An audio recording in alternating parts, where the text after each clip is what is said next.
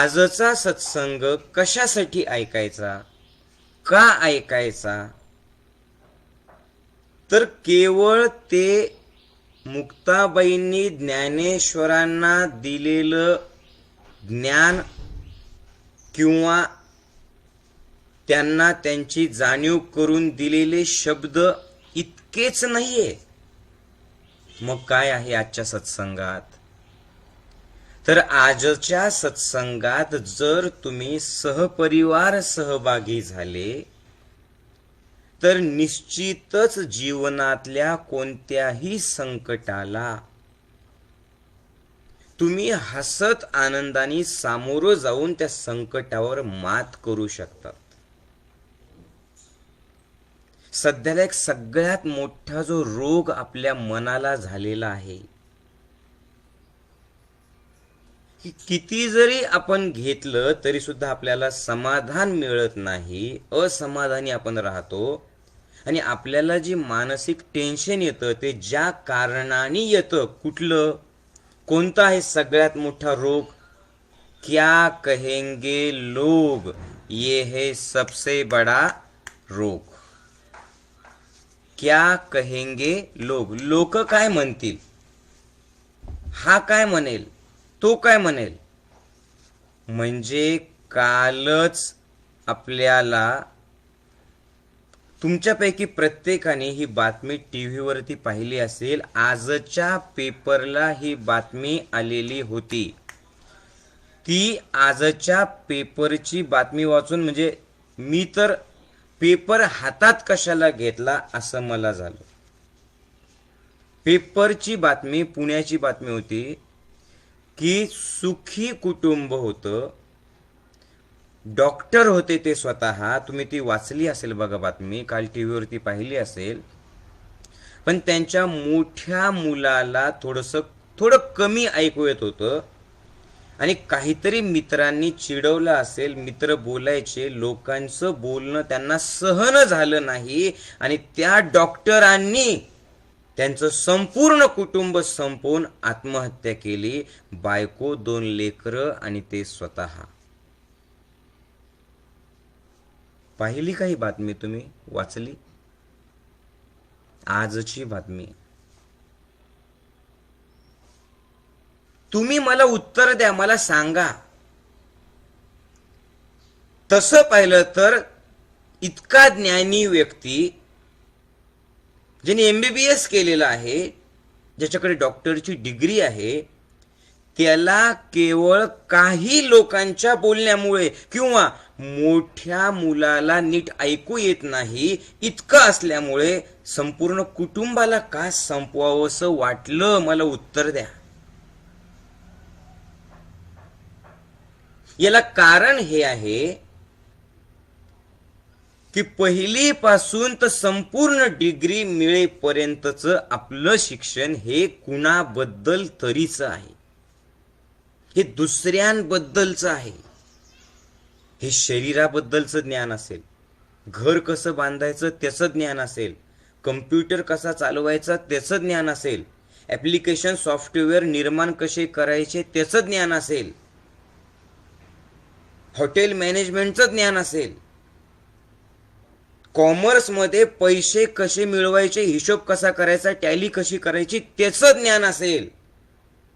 पण सत्संग आणि फक्त सत्संग ही एक अशी गोष्ट आहे की जी स्वबद्दलचं ज्ञान देते, मी बद्दलचं ज्ञान देते.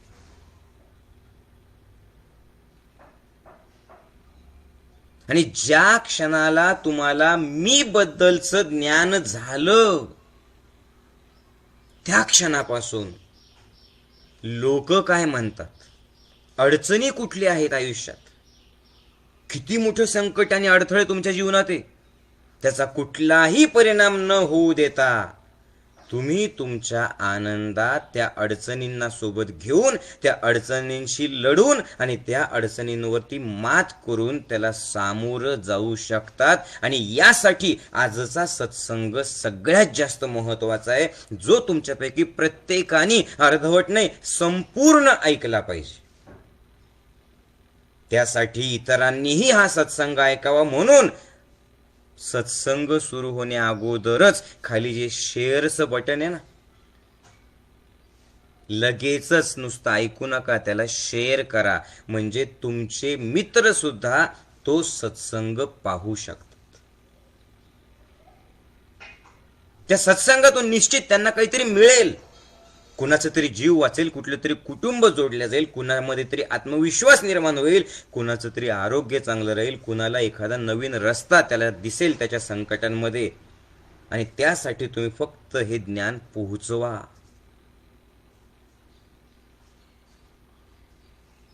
किती घटना घडतायत अशा, जिथे लोक जीवन संपवतायत, जिथे लहान लहान लेकरं, त्यांना असं वाटतं की बस आमचं आयुष्य आम्हाला जगू द्या, आईबाबांनी काही सांगायला नाही पाहिजे, आणि ते त्यांचं आयुष्य जगताना भरकटतात, कुठे जावं ते कळत नाही. पुन्हा तुम्हाला रस्त्यावरती आणण्यासाठी, तुम्ही कोण आहात याची जाणीव करून देण्यासाठी, स्वतःतला आनंद घेण्यासाठी हा सत्संग म्हणजे आरसा आहे, स्वच दर्शन आहे. स्वच दर्शन. आणि त्यासाठीच ज्ञानेश्वर माऊलींना ज्या वेळेला लोकांनी त्रास दिला, तो त्रास लोकांनी दिल्याच्या नंतर माऊलींनी जी लीला केली आणि मुक्ताईंनी त्यांना जो उपदेश केला, त्या उपदेशातला ताटी उघडा ज्ञानेश्वरा या अभंगमालेतला ओळीनं क्रमाने 3रा, पण आपण जो घेतोय तो 2रा अभंग आता आपण सुरुवात करूयात. करायची सुरुवात मग सांगा मला, बोला सर्वांनी, सुरुवात करायची? यस. मग आता त्यासाठी तुम्ही सर्वांनी माझ्या सोबत मनाने सुद्धा राहायचंय. आणि मनाने राहायचं म्हणजे कसं राहायचं, तर 1-1.5 तास जो काही सत्संग चालेल त्या प्रत्येक गोष्टीत सहभागी व्हायचं. आणि सहभागी सुद्धा कसं व्हायचं, तर मी जर काही बोललो तर मला उत्तर द्या. जरी आपण फेसबुक लाईव्ह वरती सत्संग घेत असेल तर तुम्ही उत्तर देऊ शकतात कॉमेंट करून,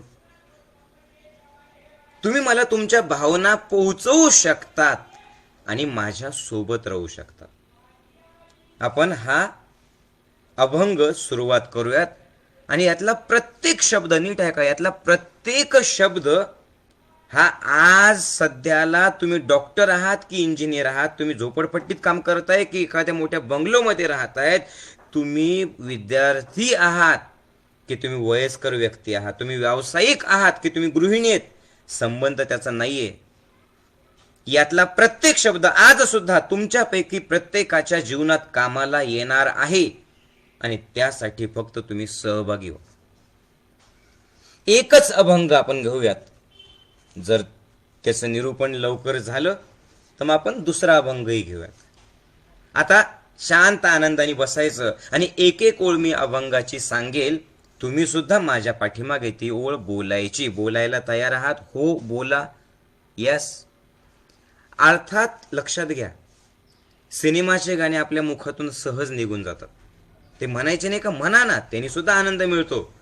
पण ताटी उघडा ज्ञानेश्वरांमधले या अभंगांमधलं हे अभंग, हे शब्द आपल्या मुखातून बोलल्या जाणं, मुक्ताईंच्या मुखातून आलेले हे शब्द तुमच्या मुखातून बोलल्या जाणं, याला सुद्धा काहीतरी भाग्य लागतं, हे समजून घ्या. म्हणून त्या परमेश्वराचे धन्यवाद द्या अगोदर, की परमेश्वरा या सत्संगात तुम्हाला सहभागी व्हायची बुद्धी दिली, या सत्संगात सहभागी होण्याची संधी तुम्हाला दिली. हे शब्द माझ्या मुखातून तू बोलवतोय, धन्यवाद परमेश्वरा, धन्यवाद. एक ओळ माझ्या पाठीमागे बोला. 7 चरणांचा म्हणजे 7 ओळींचा हा अभंग आहे. बाकीचे जवळपास 4-4 ओळींचेच अभंग आहेत, पण हा एकच अभंग असा आहे की जो 7 चरणांचा आहे, 7 ओळींचा आहे. माझ्या पाठीमागे तुम्ही सुद्धा बोला.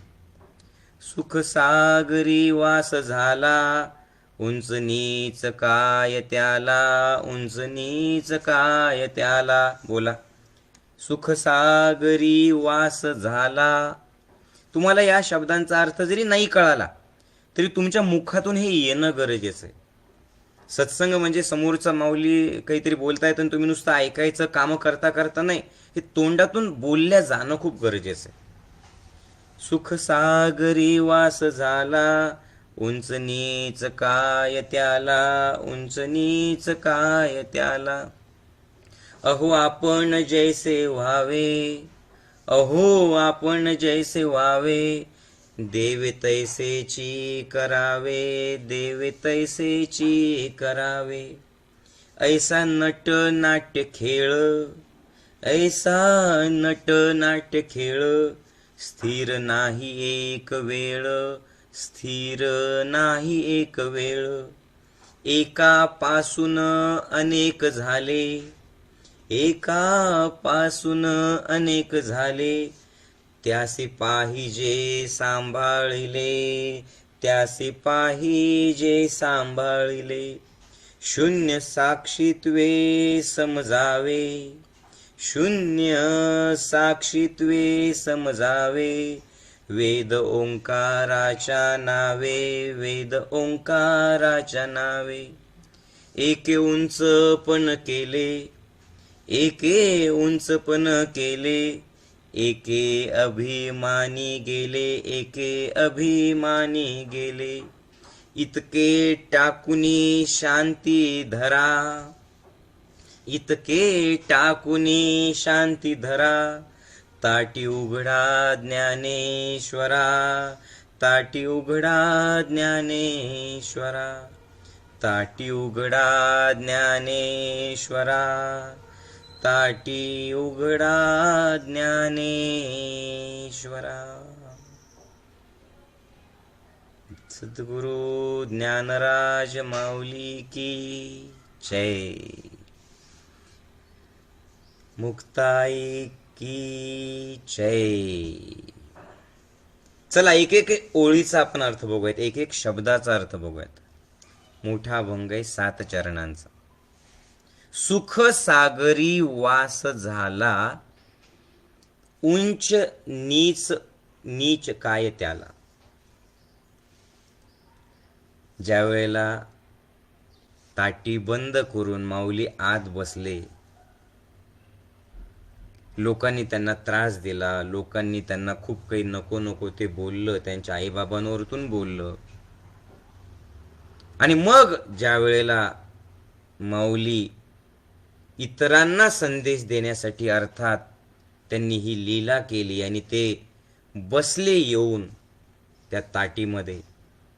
मी तुम्हाला मागच्या सत्संगात सांगितलं होतं, ज्यांनी मागचा सत्संग पाहिला नाही त्यांनी पहिला भाग निश्चित बघा, म्हणजे तुम्हाला याची लिंक लागेल. पण पहिल्यांदा याच्यात तुम्ही अगोदर सहभागी व्हा, म्हणजे तुम्हाला अजून आनंद मिळेल. तर त्या सत्संगात आपण काय बघितलं होतं की ताटी या शब्दाचा अर्थ काय आहे, स्वतःला पाहणं. ताटी म्हणजे काय, आत्मपरीक्षण. ताटी लावणं म्हणजे काय, स्वतःशी स्वतःचा संवाद. मग ज्या वेळेला स्वसंवाद करण्यासाठी माऊली ताटी लावून आत बसले, त्यावेळेला मुक्ताबाईंनी त्यांना त्यांच्या मुखातून हे शब्द आले, त्यांनी माऊलींना समजवलं. तेच आपल्यापैकी प्रत्येकाच्या आयुष्यात आत्ता आपल्याला बघायचंय. सुख सागरी वास झाला, उंच नीच काय त्याला, उंच नीच काय त्याला. सुख सागरी वास झाला. अहो माऊली, सर्वसामान्य लोक आणि तुम्ही, तुमचा जन्म कशासाठी झालेला आहे, तुम्ही नेमका आहात कोण. तुम्ही सर्वसामान्यांना जे स्वच दर्शन, ईश्वर दर्शन करण्यासाठी इथे आलेला आहात. तुमचा जन्मच त्याच्यासाठी झालेला आहे.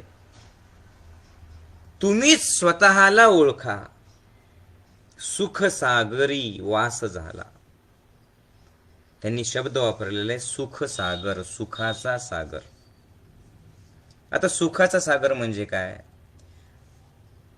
मुक्ताईंना आपल्याला जे सुख वाटतं ते सुख अभिप्रेत नाहीये. आपलं सुख हे वस्तू घेतल्याच्या नंतरचं किंवा कुणी काही चांगलं बोलल्याच्या नंतरचं सुख आहे, मनाप्रमाणे घडल्यानंतरचं सुख आहे. आणि त्याच्यामुळे त्या सुखाच्या पाठोपाठ दुःख येतं. बरोबर आहे. तुम्हीच बघा, आज ज्या व्यक्तीने तुम्हाला छान बोललं आणि जी व्यक्ती तुम्हाला आवडायला लागली, त्याच व्यक्तीने जर तुमच्या मनाच्या विरुद्ध बोललं तर तीच व्यक्ती तुम्हाला आवडत नाही. आणि आज जिच्यामुळे छान वाटलं, उद्या तिच्याचमुळे तुम्हाला दुःख पोहोचतं की नाही पोहोचत. राईट. म्हणजे आपली अपेक्षा, आपल्या आकांक्षा, आपल्या इच्छा पूर्ती नंतरची संवेदना म्हणजे सुख हे आहे आपल्यासाठी. बरोबर आहे. सुख सुख सुख म्हणजे तरी काय हो, आपल्यासाठी. की इच्छा पूर्ती झाली की जी फिलिंग आपल्याला येते, हा हा आता छान वाटलं बरं का, मग कुणाला आईस्क्रीम खाऊन येईल, कुणाला डोंगरावरती जाऊन तिथं ते फिलिंग येईल, कुणाला पंढरीच्या वारीत ते फिलिंग येईल, कुणाला चैतन्यवनात ते फिलिंग येईल, कुणाला छान पुरणपोळी खाल्ल्याच्या नंतर फिलिंग येईल, तर कुणाला कारल्याची भाजी आवडते, ती कारल्याची भाजी अचानक जर मिळाली, थोडी का होईना, अर्धी भाकर आणि कारल्याची भाजी का होईना, तर जास्त आनंद होतो. राईट. म्हणजे आवडती व्यक्ती दिसली, आवडतं काहीतरी मिळालं, आवडता पदार्थ मिळाला, आवडते जागी जायला भेटलं. बरोबर आहे. तर तिथे तुम्हाला जे फील होतं ते कशामुळे, इच्छा पूर्ण झाल्यामुळे, त्याला आपण सुख म्हणतो. पण याच्यामुळे काय होतं, ज्यावेळेला इच्छा पूर्ण होत नाही त्यावेळेला आपल्याला दुःख मिळतं. राईट.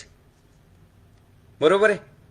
मग आता याच्यामुळे मुक्ताईंनी जे सांगितलं सुख सागरी वास झाला, तर ते इच्छापूर्तीसाठीच नाहीये, लक्षात ठेवा. सुखसागर म्हणजे काय, तर इच्छा, अपेक्षा, लोक काय म्हणतात, मी काय म्हणते, याला काय वाटतं, त्याला काय वाटतं, यांनी काय केलं, त्यांनी काय केलं, याच्या पलीकडे जाऊन जी ब्रह्मपदाची अवस्था येते, जी शून्यावस्था येते, जी आत्मानंदाची अवस्था येते,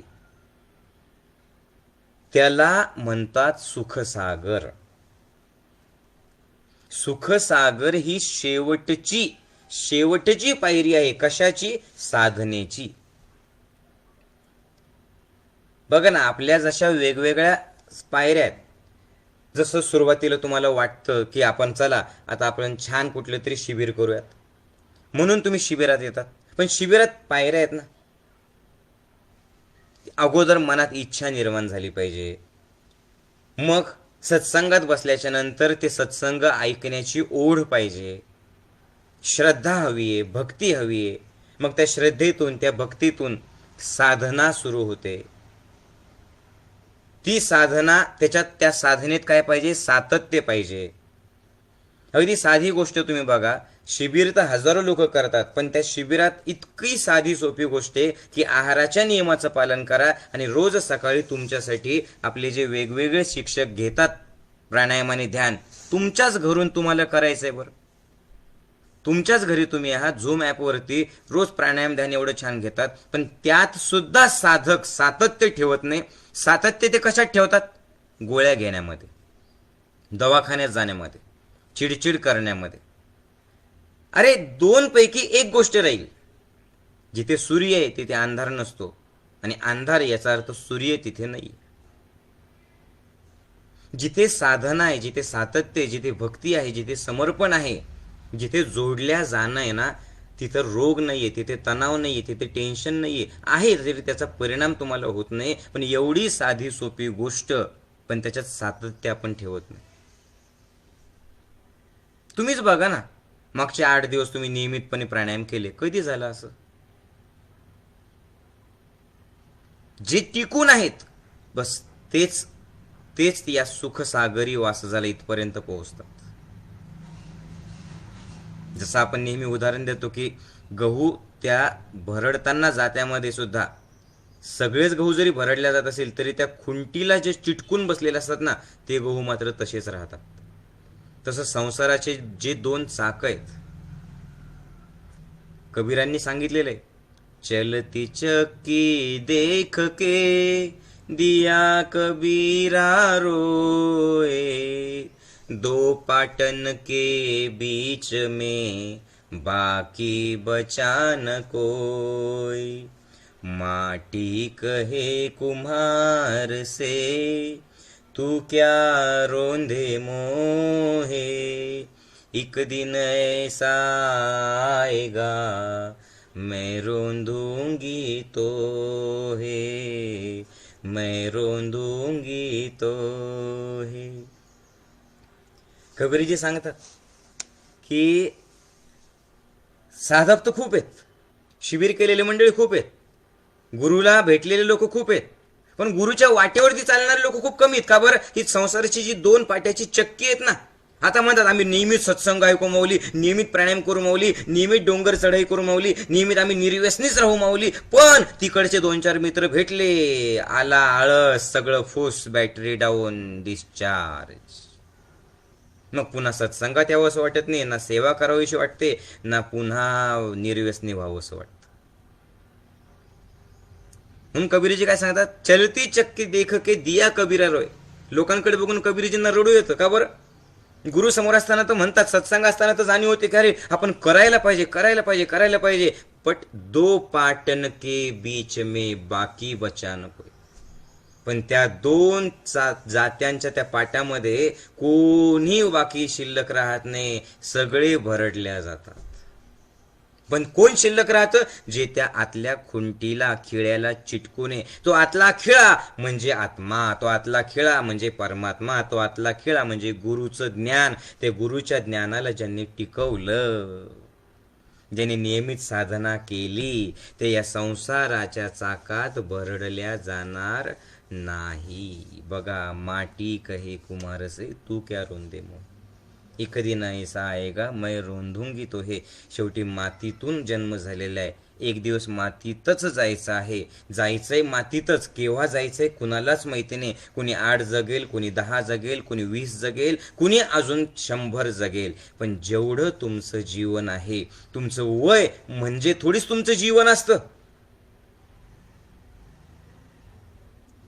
लक्षात घ्या, वय तर ते आहे जितकं तुमचं वय, तुम्ही किती वर्षापूर्वी जन्माला आलात, पण जीवन ते आहे त्या जन्म आणि मृत्यूमध्ये तुम्ही किती क्षण भरभरून जगलात जाणीवेतून.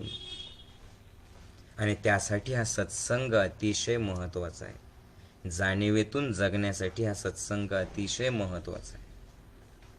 की हे ऐकता ऐकता तुम्ही ठरवू शकता की चांगल्या चांगल्या कुठल्या कुठल्या गोष्टी तुमच्या आता बंद पडलेल्या आहेत. फिरायला जाणं, शांत राहणं, नियमित ध्यानाचा सराव करणं. एखादा गायक असेल तर गायनाची प्रॅक्टिस बंद झालेली ते गायन सुरू करणं. डान्स करत असेल तर डान्स सुरू करणं. निर्व्यसनी होते तुम्ही, पुन्हा व्यसन करायला सुरुवात केली, तर या क्षणात ठरवायचंय की अरे मी ते सोडणार आहे, या क्षणापासून टाकून द्यायचं, म्हणजे तुमची नवीन सुरुवात होणार आहे. बरं, तुम्ही हे केलं तर मला काय मिळणार आहे? मला काय मिळणार नाही, बस तुमच्या जीवनात तुम्हाला आनंद मिळणार आहे. तर हे कशापासून सुरुवात झालं होतं? सुखसागरापर्यंत पोहोचण्याच्या या सगळ्या पायऱ्या आहेत. मग त्याच्यात सातत्य पाहिजे. मग त्या सातत्यातून आपण ध्यान करायला लागतो, आपण प्राणायाम करायला लागतो, आपण गुरुतत्वाशी जोडल्या जातो. मग ती भक्ती, श्रद्धा, समर्पण, जोडल्या जाणं, ऐकावंसं वाटणं, इथं येणं, काहीतरी ज्ञान घेणं, काहीतरी शिकणं, त्या ज्ञानाचं आचरण करणं, त्या ज्ञानाच्या आचरणातून पुन्हा त्या गुरुतत्वाशी जोडल्या जाणं, त्या गुरुतत्वाशी जोडल्या जाण्यातून सातत्य ठेवणं, त्या सातत्यातून या ज्ञानाबद्दल पुन्हा प्रेम निर्माण होणं, आणि त्या प्रेमातून हे ज्ञान माझं वाटणं, आणि त्या माझ्या वाटण्यातून, त्या आपलेपणातून मग येतं त्याच्यापेक्षा पुढं गेल्याच्या नंतर साक्षीभाव, अवेअरनेस, जाणीव, कॉन्शियसनेस. मग तुम्ही स्वतःला वेगळं होऊन बघायला लागतात, आणि स्वतःला वेगळं होऊन पाहता पाहता पाहता त्या परमेश्वराच्या रंगात असं रंगतात, असं रंगतात, असं रंगतात. लाली मेरे लाल की जित देखूत लाल, लाली देखन मैं गई मैं भी हो गई लाल. ज्या वेळेला परमेश्वराचा रंग बघायला मीराबाई गेली, त्यावेळेला रंगात इतकी रंगली परमेश्वराच्या की तिचा रंग उरलाच नाही. अवघा रंग एक झाला, रंगी रंगला श्रीरंग. तुमच्या अंतरंगातच पांडुरंग दिसायला लागतो, आणि ज्याच्या अंतरंगात पांडुरंग दिसतो मग तिथे द्वैत संपतं, आणि द्वैत संपून जी एकत्वाची अनुभूती येते. नीट ऐका, नीट ऐका. गुरुच्या रंगात रंगल्याच्या नंतर जो तुमचा अंतरंगातला प्रवास सुरू होतो ते अंतरंग शुद्ध होतं, आणि मग तुमचा मीपणा अंतर्धान पाहून त्या अंतरंगात त्या परमात्म्याची, त्या पांडुरंगाची मूर्ती आपोआप दिसायला लागते. तिथं मूर्ती दिसायला लागल्याच्या नंतर मग ज्या वेळेला त्या अंतरंगात पांडुरंगाचं दर्शन होतं, ते पांडुरंगाचं दर्शन झाल्याच्या नंतर जिथं द्वैत संपतं, आणि द्वैत संपल्याच्या नंतर जिथं एकत्वाची अनुभूती येते, त्या एकत्वाच्या अनुभूतीला सुखसागर असं म्हणतात.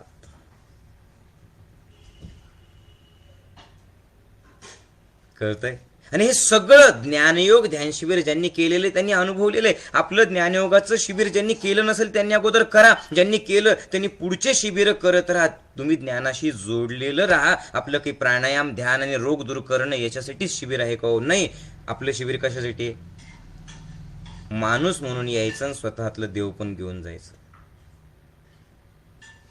माऊलीचं हृदय घेऊन जायचं, साधनेत सातत्य ठेवून ज्ञानयोगाशी इतकं जोडल्या जायचं की ज्ञान संपतं, तिथे अनुभव सुरुवात होतो, आणि त्या अनुभवता अनुभवांचा अनुभव घेता घेता त्या परमेश्वराशी एकत्व साधनं. आता तिथे दोन नाहीये, तत्वमसी, मी आणि तू एकच आहे, ही अनुभूती घेणं म्हणजेच ज्ञानयोग ध्यान शिबिर, म्हणजेच सुखसागर, की आता दुसरं कोणी नाहीच. मी सांगतोय ते समजतंय सगळ्यांना? बोला. मग ही जी सुखसागराची अवस्था आहे त्याच्यात एवढं सगळं करावं लागतं त्या अवस्थेला जाण्यासाठी. आणि त्या अवस्थेला जाण्यानंतर सगळ्यात जास्त महत्वाचं, अजून जास्त महत्वाचं काय? त्या अवस्थेत राहण्याकरता. कारण सुखसागर ही अवस्था अशी नाहीये की एकदा मिळाली आणि यस मी आता ते मिळवलं, आता मला काही करण्याची गरज नाही. सुखसागर म्हणजे एकत्व ही अशी एक प्रक्रिया आहे जी तुम्हाला सतत जाणीव ठेवून चालू ठेवावी लागते. ही स्थिती नाहीये, लक्षपूर्वक आहे का? ही स्थिती नाहीये की तिथे पोहोचले की यस आता तुम्ही एकत्व कंटिन्यू, आणि कंटिन्यू तुम्ही आनंद स्वरूपात राहणार नाही. कारण आजूबाजूला आपण काही हिमालयात राहत नाही, आपण संसारी मंडळी आहेत. मग संसार करताना अडचणी येतात, तणाव येतं, टेन्शन येतं, प्रॉब्लेम येतात. पण त्या टेन्शन, तणाव, प्रॉब्लेम मध्ये सुद्धा जर तुम्ही ती सुखसागर, जर ती एकत्व, जर ती आनंदाची, जर त्या पांडुरंगाशी एकत्वाची अनुभूती घेतली तर त्या प्रॉब्लेमचा परिणाम तुमच्यावरती होत नाही. जसं पाऊस सुरू असताना रेनकोट अंगावरती असला तर पावसामुळे तुम्ही ओले होत नाही. जसं छत्री असेल तर तुम्ही पावसामुळे ओले होत नाही.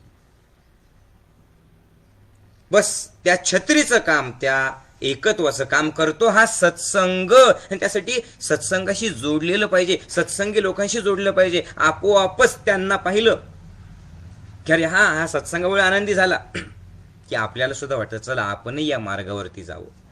आणि जो तुम्हाला सत्संगाच्या मार्गावरती नेतो ना तो तुमचा खरा मित्र आहे.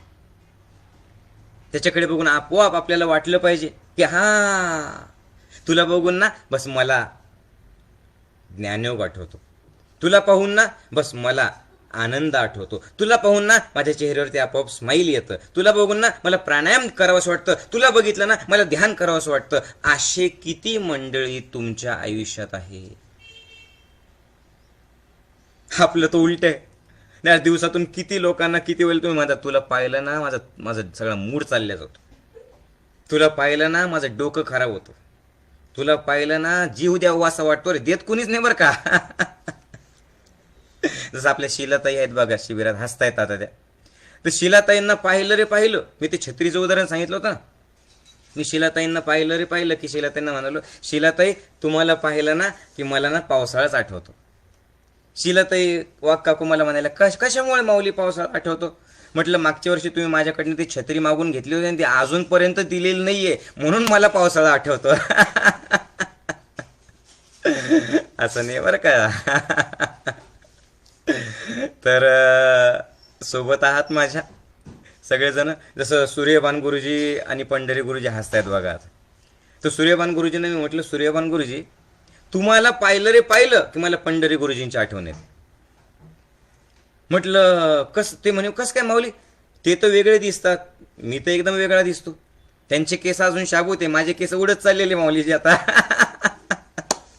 मग मला पाहिल्याच्या नंतर माझा चेहरा वेगळा आहे, पंढरी गुरुजींचा चेहरा वेगळा आहे. मग मला पाहिल्याच्या नंतर तुम्हाला त्यांची कस काय आठवण येते?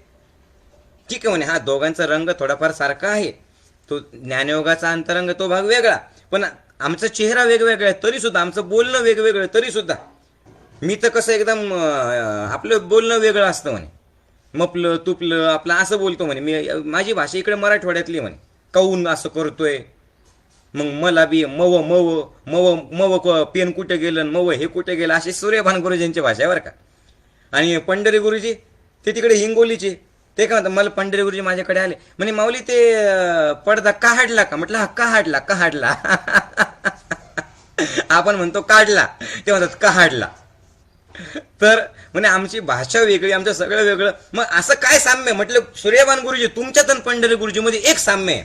म्हणजे आम्ही शिबिर दोघे जण करतो ते साम्य. म्हटलं ते नाही, दोघांमध्ये पाहिल्याच्या नंतर मला एकमेकांची आठवण येते, कारण तुमच्यामध्ये पंढरी गुरुजींमध्ये एक साम्य आहे. ते म्हणजे 2 वर्षापूर्वी दोघांनी सुद्धा माझ्याकडनं 1,000 रुपये उसने घेतले, पण ते अजूनपर्यंत दिलेले नाही.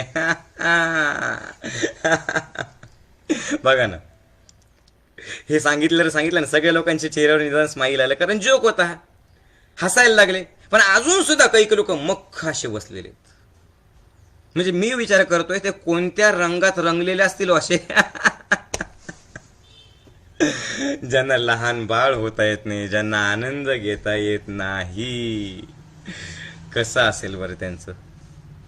तर सुखसागरी वाचायला म्हणजे काय? सदैव आनंदाची अवस्था, पण त्याच्यात सुद्धा सातत्य ठेवावं लागतं. समजतंय का? सातत्य ठेवावं लागतं. तर माऊलींना मुक्ताबाई सांगतायत की अहो तुम्ही सुखसागरी वास झाला, तुमची अवस्था, तुम्ही सुखसागरात आहात. उंच नीच काय त्याला? मग हा असा बोलला आणि तो तसा बोलला, हा मोठा आहे हा छोटा आहे, असं काहीही नाहीये. लक्षात घ्या, जे बोलणारे लोक आहेत ना ते सुद्धा आपलेच आहेत. मग यांनी वाईट शब्द बोलले काय, यांनी चांगले शब्द बोलले काय, याचा परिणाम तुमच्यावर का होतो? कारण तुम्ही ते एकत्वाच्या अवस्थेत असणारे योगी आहात, योगी. मुक्ताबाईंनी पहिल्या अभंगात संत कोणी त्याची जाणीव करून दिली. या मागच्या दुसऱ्या अभंगात योगी कोणी त्याची जाणीव करून दिली. आणि या अभंगामध्ये ज्या व्यक्तीला ब्रह्मपद प्राप्त झालं, ती ब्रह्मपद प्राप्त झालेली व्यक्ती कशी असायला पाहिजे, सेम ज्यांनी ज्ञानयोग शिबिर केलेले ती ज्ञानयोग शिबिर केलेली व्यक्ती कशी असायला पाहिजे, हेच या सत्संगात आपण बघतोय. हे तुमच्या रोजच्या डे टू डे लाईफ मध्ये तुम्ही पडताळून बघायचंय. समजताय का? सुखसागर म्हणजे ब्रह्मपद. आणि म्हणजे हे सगळं एवढं केल्याच्या नंतर तुम्ही पोहोचतात, पण कुठे ते ब्रह्मपद, कुठे ते एकत्वाची अवस्था? तर ती अवस्था दुसरीकडे नाहीये. त्या अवस्थेला प्राप्त करण्यासाठी काय करायचं? बस भक्ती, समर्पण, आनंद, साधना, सातत्य हे सगळं तर पाहिजेच, पण त्यासाठी फक्त एक काम करायचं, दिशा बदलायची. म्हणजे जे बाहेर लोकांना तुम्ही बघतात स्वतःला बघायचं. आणि स्वतःला बघण्यासाठी काय हवं असतं? स्वतःला बघण्यासाठी हवा असतो आरसा. आणि तो आरसा म्हणजे आपल्या जीवनाला आपण कसं जगतोय हे दाखवणारा आरसा म्हणजे आपला गुरु. आणि गुरु समोर जर तुम्ही बसले तर आपोआपच तुम्हाला जाणीव होते की मी कसा आहे, मी कुठे वागतोय, मी कुठे चाललेलो आहे. काय करतो गुरु तुम्हाला? गुरु तुम्हाला वेगळं काही करत नाही. गुरु म्हणजे एक ज्ञानाचा दिवा आहे. गुरु म्हणजे अंधाराकडून प्रकाशाकडे नेणारा रस्ता आहे. गुरु म्हणजे तुमच्या पाठीवरती मित्रासारखा हात ठेवून अरे चल रे तुझं काही होत नाही असं सांगणारा, विश्वास प्रदान करणारा तुमचा मित्र आहे. गुरु म्हणजे तुमच्यात प्रेम जागवणारी तुमची आई आहे. गुरु म्हणजे तुम्हाला रागवून, तुम्हाला चिडून, तुम्हाला धपाटा घालून, तुमच्या पाठीवरती हात ठेवून, तुम्हाला धाकात ठेवून, तुम्हाला योग्य मार्गावरती नेणारा बाप आहे. आणि गुरु म्हणजे सदैव कृपा करणारा, कृपेचा आशीर्वाद देत राहणारा, कृपेचा वर्षाव करणारा भगवंत आहे. अशा गुरु सोबत ज्या वेळेला तुम्ही राहता ना, आपोआपच अशा गुरुसोबत राहिल्याच्या नंतर काय होतं, आपोआप स्वच दर्शन होतं. कशामुळे स्वच दर्शन होत असेल बरं, तुम्हाला काय वाटतं? गुरुसोबत राहिल्याच्या नंतर नेमकं काय होतं? स्वच दर्शन कशामुळे होतं, तुम्हाला काय वाटतं सांगा बरं? बस त्याला एकच कारण आहे, ते म्हणजे दोन गोष्टी घडतात गुरुच्या सोबत राहिल्याच्या नंतर. पहिली गोष्ट, गुरुच्या सोबत राहिल्याच्या नंतर तुमची जगण्याची दिशा बदलते. जे लोकांना बघत बघत तुम्ही जगत असतात, लोक काय म्हणतील याचा विचार करत करत जगत असतात, तुम्ही दिशा बदलतात आणि मला काय वाटतं, मला काय करायचंय, मला काय हवंय याचा विचार करायला लागतात आणि लोकांच्या बोलण्याचा परिणाम तुमच्यावरती होत नाही. आणि दुसरी गोष्ट, गुरुच्या सोबत राहिल्याच्या नंतर तुमचे डोक्यातले बाहेरचे विचार कमी जसे झाले तसे तुम्हाला येते स्थिरता, शून्यावस्था. आणि जर तुम्ही मनात स्थिर झालात, जर तुम्ही विचारांनी शून्य झालात, जर तुमचं शरीर आणि मन एकत्र आलं,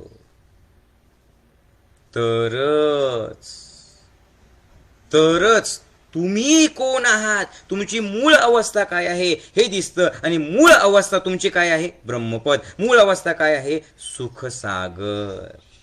काय आहे तुमची मूळ अवस्था?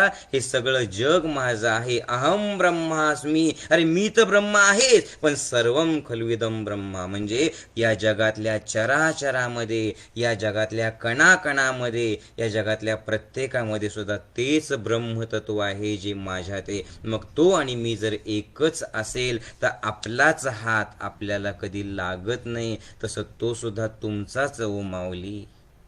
नका नाराज राहू, करा माफ त्याला, उच्च नीच काय त्याला, तुम्ही तर सुखसागरात पोहोचलेले आहेत.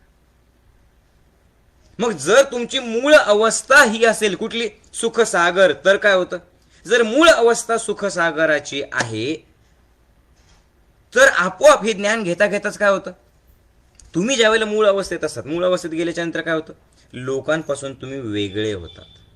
आणि जसं लोकांपासून, घडलेल्या घटनेपासून, परिस्थितीपासून तुम्ही वेगळे होतात आणि वेगळे झाल्याच्या नंतर तुम्ही आरामात बघायला लागतात. ते वेगळं कसं व्हायचं ते तिसऱ्या ओळीत दिलेलं बरं का. तिसरी जी आपली याची ओळ आहे या अभंगाची खूप सुंदर आहे.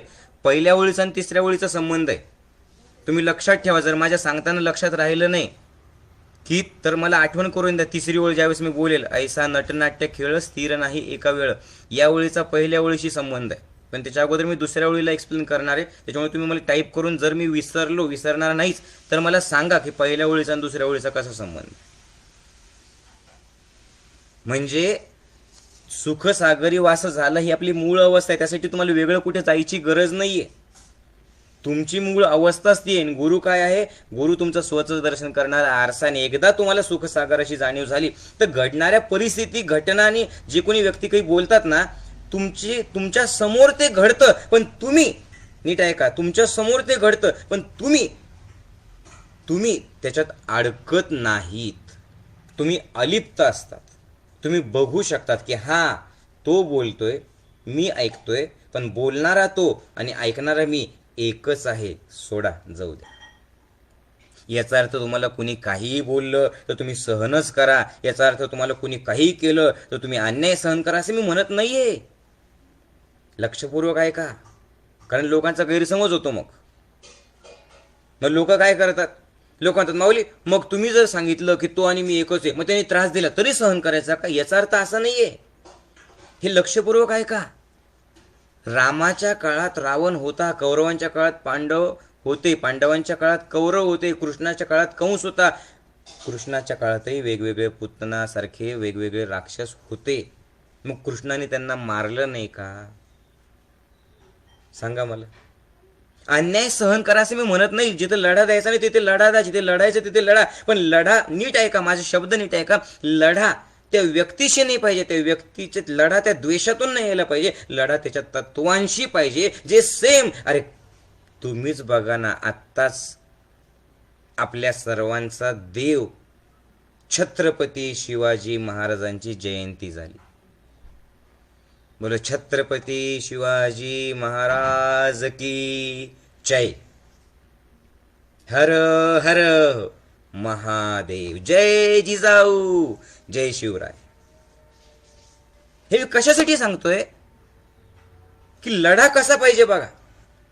स्वराज्याची निर्मिती केल्याच्या नंतर ज्या वेळेला तो राक्षस अफजल खान आला लढायला, आला मारायला, सगळे मंदिर उद्ध्वस्त करत, सगळ्या आबरू लुटत, सगळ्यांना उद्ध्वस्त करत ज्यावेळेस तो आला, आणि ज्या वेळेला महाराजांनी त्याचं पतन केलं.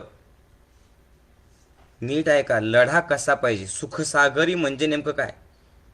तुम्हाला असो नसो जाणीव, मला मात्र ही जाणीव आहे की शिवबांकडनं, छत्रपती शिवाजी महाराजांकडनं जे कर्म करून घेतलं, त्या त्यांच्या एकमेव गुरु, जिवंत गुरु, त्यांच्या मातोश्री आई जिजाऊ. तुमच्या करता त्या फक्त छत्रपती शिवाजी महाराजांच्या आऊसाहेब असतील. माझ्या करता त्या एक संत पदाला पोहोचलेल्या व्यक्ती आहेत.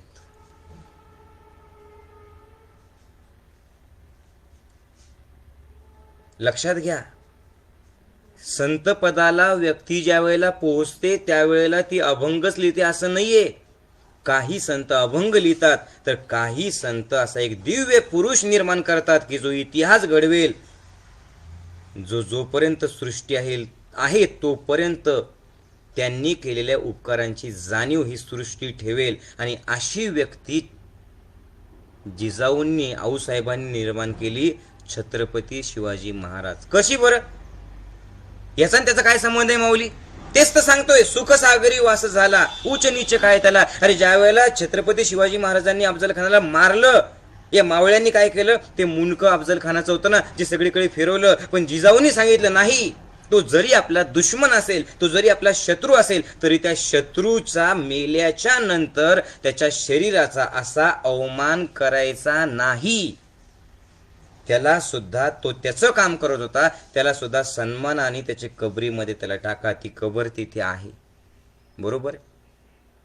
शत्रू आहे, पण लढाई त्याच्याशी नाहीये. लढाई कशाशी आहे?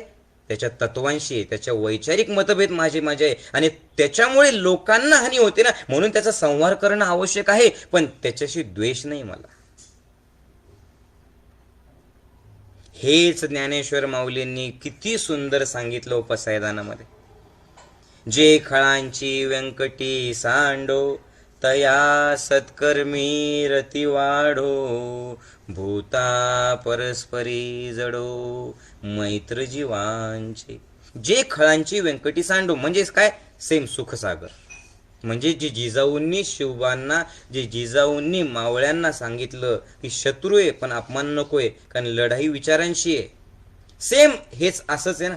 जे खळांची व्यंकटी सांडो. खळ म्हणजे वाईट लोक, खलनायक. व्यंकटी म्हणजे वाईटपणा. सांडो म्हणजे निघून जाओ. माऊली सुखसागरात कसे होते तुम्ही बघा. ज्या वेळेला माऊलींनी देवाला शिकवलं. विचार करा, देवानी काय सांगितलं? जेव्हा जेव्हा अन्याय होईल, जेव्हा जेव्हा अधर्म होईल, त्यावेळेला मी तिथे येणार आहे. कशाचं? धर्माचं रक्षण करण्यासाठी, आणि जे अधर्मी लोक आहेत त्यांना मारून टाकण्यासाठी. माऊली काय सांगतात? हो देवा, चुकतायत तुम्ही.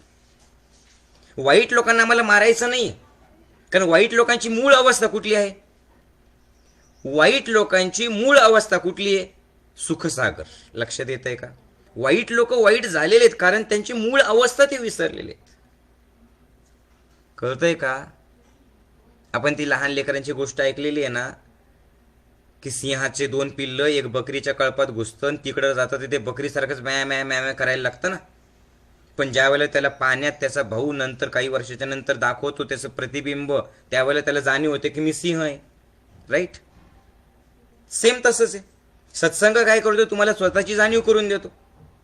हे जे वाईट लोक आहेत, लक्षात घ्या, वाईट लोक जर वाईटच राहिले असले असते तर वाल्याचा वाल्मिकी झाला नसताना.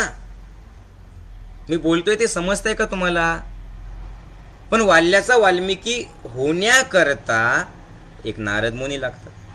वाईट लोक जर वाईटच झाले असते तर एवढा क्रूर दरोडेखोर अंगुलीमाल, संत अंगुलीमाल झाला नसताना. पण अंगुलीमाल, डाकूचा अंगुलीमाल संत होण्याकरता गौतम बुद्ध लागतात. नमो बुद्धाय, तिथे तथागत लागतात. तथागत असले तरच अंगुलीमाल होतो, तरच अंगुलीमाल संत होतो. समजतंय का? सेम असंच आहे. वाईट लोक वाईट नाहीच आहेत. वाईट लोकांची मूळ अवस्था ते सुखसागर आहे, फक्त ते विसरले. आणि माऊली काय सांगतात, देवा तू चुकतोय.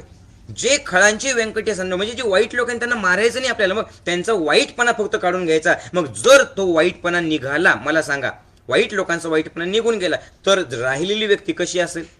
चांगलीच असेल. मारण्याची काय गरज आहे? पण त्याच्याकरता काय आवश्यक आहे? जे खळांचे व्यंकटी सांडो हे जर व्हायला पाहिजे तर या सत्कर्मी रती, त्यासाठी प्रत्येकाला सत्संगाची गोडी लागली पाहिजे, सत्कार्य करण्याची गोडी लागली पाहिजे. जो सत्संग करत नाही, जो सत्कार्य करत नाही, त्याचा वाईटपणा जाऊ शकत नाही. हे माऊलींनी पसायदानात लिहून ठेवलेलं आहे. माऊली कोण आहे? ती व्यक्ती आहे जी सुखसागरात पोहोचलेली. माऊली ती व्यक्ती आहे ज्यांनी लोकांना छळलं, त्यांच्याकरता ज्ञानेश्वरी लिहून ठेवलेली. माऊली ती व्यक्ती आहे जिने रेड्याला बोलायला लावलेले. माऊली ती व्यक्ती आहे जिने हे विश्वची माझे घर हे सांगितलेलं. आणि जर माऊली सांगत असतील की सत्संग आणि सत्कर्म या दोनच गोष्टींनी तुम्ही स्वरूपात जाऊ शकतात, तर मग का जोडल्या जायचं नाही सत्संगाशी? तुम्ही मला सांगा, चला तुम्हाला वाटत असेल तर सांगा की हा जो सत्संग आपण करतोय, हा सत्संग म्हणजे फक्त अध्यात्म आणि कुठल्या तरी देव धर्माबद्दल आहे, यातली प्रत्येक ओळ तुम्हाला लागू आहे? ते तुम्ही मला सांगा. तुम्हाला पण आणि मला पण. मी कसा वागतोय, वैयक्तिक मी कसा वागतोय, कसा वागायला पाहिजे, मी कशी प्रतिक्रिया देतो, कशी द्यायला पाहिजे, मी घटनेत कसा अडकतो पण त्या घटनेपासून कशा अलिप्त व्हायला पाहिजे, हे शिकवणारा सत्संग आहे की नाहीये? तुम्ही सांगा. प्रत्येक सत्संग स्वतःची जाणीव करून देत असतो आणि त्यासाठी ऐकतानाच आत्मपरीक्षण केलं पाहिजे की मी कसा वागतोय, मी कसा बोलतोय, मी काय करायला पाहिजे. लक्षात घ्या, कुणीही कुणालाच बदलू शकत नाही. माऊली फक्त एक निमित्त मात्र आहे. पण ज्या क्षणाला तुमच्या मनात येतं yes I want to change, मग कळतं अरे जो चेंज तुम्हाला पाहिजे, अगोदर तो चेंज स्वतः बनावं लागतं. तुम्हाला जो बदल पाहिजे ना, तो बदल अगोदर स्वतः करावा लागतो. आणि फक्त याचा रस्ता दाखवणारा एक वाटाड्या म्हणजे असतो गुरु. आणि तो वाटाड्यात गप्पा मारता मारता, वाटेवरतून चालता चालता जे हिताचे शब्द आपल्याला पोहोचवतो तो असतो सत्संग. आणि त्या सत्संगातून ज्या वेळेला आपल्या हृदयात त्या परमेश्वराशी, त्या गुरुशी जोडल्या गेल्याच्या नंतर आता आपण सुद्धा असं वागावं अशी इच्छा निर्माण होते. आणि त्या इच्छेतून ती कृती होते. ती कृती असते सत्कर्म. कळतंय का कसं रिलेटेड आहे? मग त्या सत्कर्मातून जे काही सत्कर्म तुमच्या हातून घडतात त्याच्यातून लिहिल्या जातं तुमचं प्रारब्ध. सगळे सोबत आहेत माझ्या? जे मी काय सांगितलं मी पुन्हा एकदा रिपीट करतो कारण हे महत्वाचं आहे. तुम्हाला मूळ स्वरूपापर्यंत पोहोचवण्यासाठी ह्या रस्त्यावरतून चल असा दिशा दाखवणारा वाटाड्या म्हणजे कोण? गुरु. मग त्याच्यासोबत तुम्ही जायला लागले की सहज गप्पा मारता मारता तुमच्या हितासाठी जे काही तो सांगतो तो आहे सत्संग. त्या सत्संगात मुरल्याच्या नंतर वरवर ऐकून होत नाही, त्या सत्संगाशी एकरूप झाल्याच्या नंतर आता सुद्धा जे लोक ऐकतायत मध्येच बाहेर जात आहेत, मध्येच इकडे येत आहेत, मध्येच फोनवर बोलत आहेत, मध्येच तिकडे जात आहेत, त्यांना काही मिळणार नाहीये. जे पूर्ण 2 तास मला माऊलीसोबत काढायचे असं म्हणून माऊली माझेत, माऊलीसोबत प्रेम त्यांचा आणि माझा प्रेमाचा हृदयाशी संवाद ज्यांचा झाला, असं केल्याच्या नंतर या सत्संगातून मग आपण सुद्धा असं वागावं ही इच्छा निर्माण होते. या इच्छेतून ते कर्म जे होतं ते कर्म सत्कर्म होतं आणि त्या सत्कर्मातून संचिताचं गाठोड राहतं, आपल्यासोबत येतं आणि त्या संचितातून तुमचं प्रारब्ध लिहिल्या जातं आणि ते जे प्रारब्ध आहे ते प्रारब्ध आपल्याला पुन्हा भोगावं लागतं नशीब म्हणून. म्हणजे बघा, हा सत्संग तुमचं नशीब बदलून टाकणारा सत्संग आहे. आणि त्यासाठी काय करायचं की हु आर यू, कोण आहात तुम्ही? सुखसागरी वास झाला. म्हणजे कोण? सुखसागरी म्हणजे ज्याला कशाचाच परिणाम होत नाही, जे निर्गुण आहे, जे निराकार आहे. ना त्याला आकार आहे, ना त्याला रंग आहे, ना त्याला रूप आहे, ना त्याला शब्दात मांडू शकतो. असेल तर सगळीकडे, नाही तर कुठेच नाहीये असा तो निर्गुण निराकार आणि कणाकणात भरलेला असीम असा परमात्मा. परमात्मा तत्व, बस तेच तत्व तुझ्यात आहे. तूही परमात्मा, मीही परमात्मा. तुझमे नारायण मुझमे नारायण, जहाँ देखो वहाँ नारायण नारायण. माता नारायण पिता नारायण, बंधू नारायण नारायण नारायण. सूर्य नारायण चंद्र नारायण, पृथ्वी नारायण नारायण नारायण. मुझमें नारायण तुझमें नारायण, सब में नारायण नारायण नारायण. श्रीमन्नारायण भवतारायण, श्रीमन्नारायण नारायण नारायण. हे बोलणं वेगळं. ज्यांनी ज्यांनी ज्ञानयोग ध्यान शिबिर केलेलं आहे, मला सांगा, हीच अवस्था तुम्हाला ज्ञानयोगातून प्राप्त झालेली आहे की नाही? ते आई पण मिळालेलं आहे की नाहीये? आणि म्हणून तर हा आनंदाचा सागर अनुभवल्याच्या नंतर शेवटच्या दिवशी तुम्ही बघा, इतका आनंद, इतका आनंद, इतका आनंद जो शब्दात नाही सांगू शकत. मग तो आनंद अश्रूंच्या रूपाने वाहतो की नाही, ढसा ढसा रडतात एकमेकांच्या गळ्यात पडून लोक, कारण तो आणि मी एकच आहे. एवढी सुंदर अनुभूती आपल्या ज्ञानयोगातून तुम्हाला सुद्धा मिळालेली आहे का नाहीये? तुम्ही सांगा मला. मिळाली? पण हे अवघड शब्द न वापरता अगदी गंमत करत, खेळत, हसत खेळत ही अनुभूती तुमच्यापर्यंत आपल्या ज्ञानयोगातून मिळालेली. पण एकदा ती अनुभूती मिळाली झालं का? नाही, याच्या पुढे खूप काही. हा निरंतर प्रवास आहे. हा निरंतर प्रवास, हा सतत करण्याचा प्रवास आहे. त्यासाठी नेहमी नेहमी येत राहा. आता 2 मार्चला आपलं पुढचं शिबिर आहे. 2 मार्च ते 7 मार्च त्याला या. ज्यांचं शिबिर झालं त्यांनी होळीच्या वेळेला 27 मार्च ते 30 मार्च 4 दिवसाचं आपलं ध्यानयोग शिबिर आहे, त्याला या. आणि कशासाठी या? चला माऊलीला भेटू म्हणून या, चला चैतन्यवनात जाऊन या म्हणून या.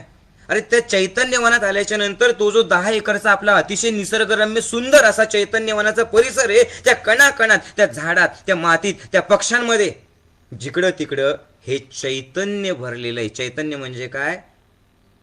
हे ब्रह्मपद भरलेले. ब्रह्मपद म्हणजे काय? हे एकत्व आहे. तिथली माती, तिथली हवा, तिथले साधक, तिथलं पाणी, तिथला पक्ष्यांचा आवाज नकळतपणे तुम्हाला तुमचा मीपणाला संपवतो. आणि जिथं मी नसतो तिथे तो असतो. जिथं जीव संपला तिथे शिव सुरुवात झाला. आणि ज्याच्या हृदयात शिव आहे,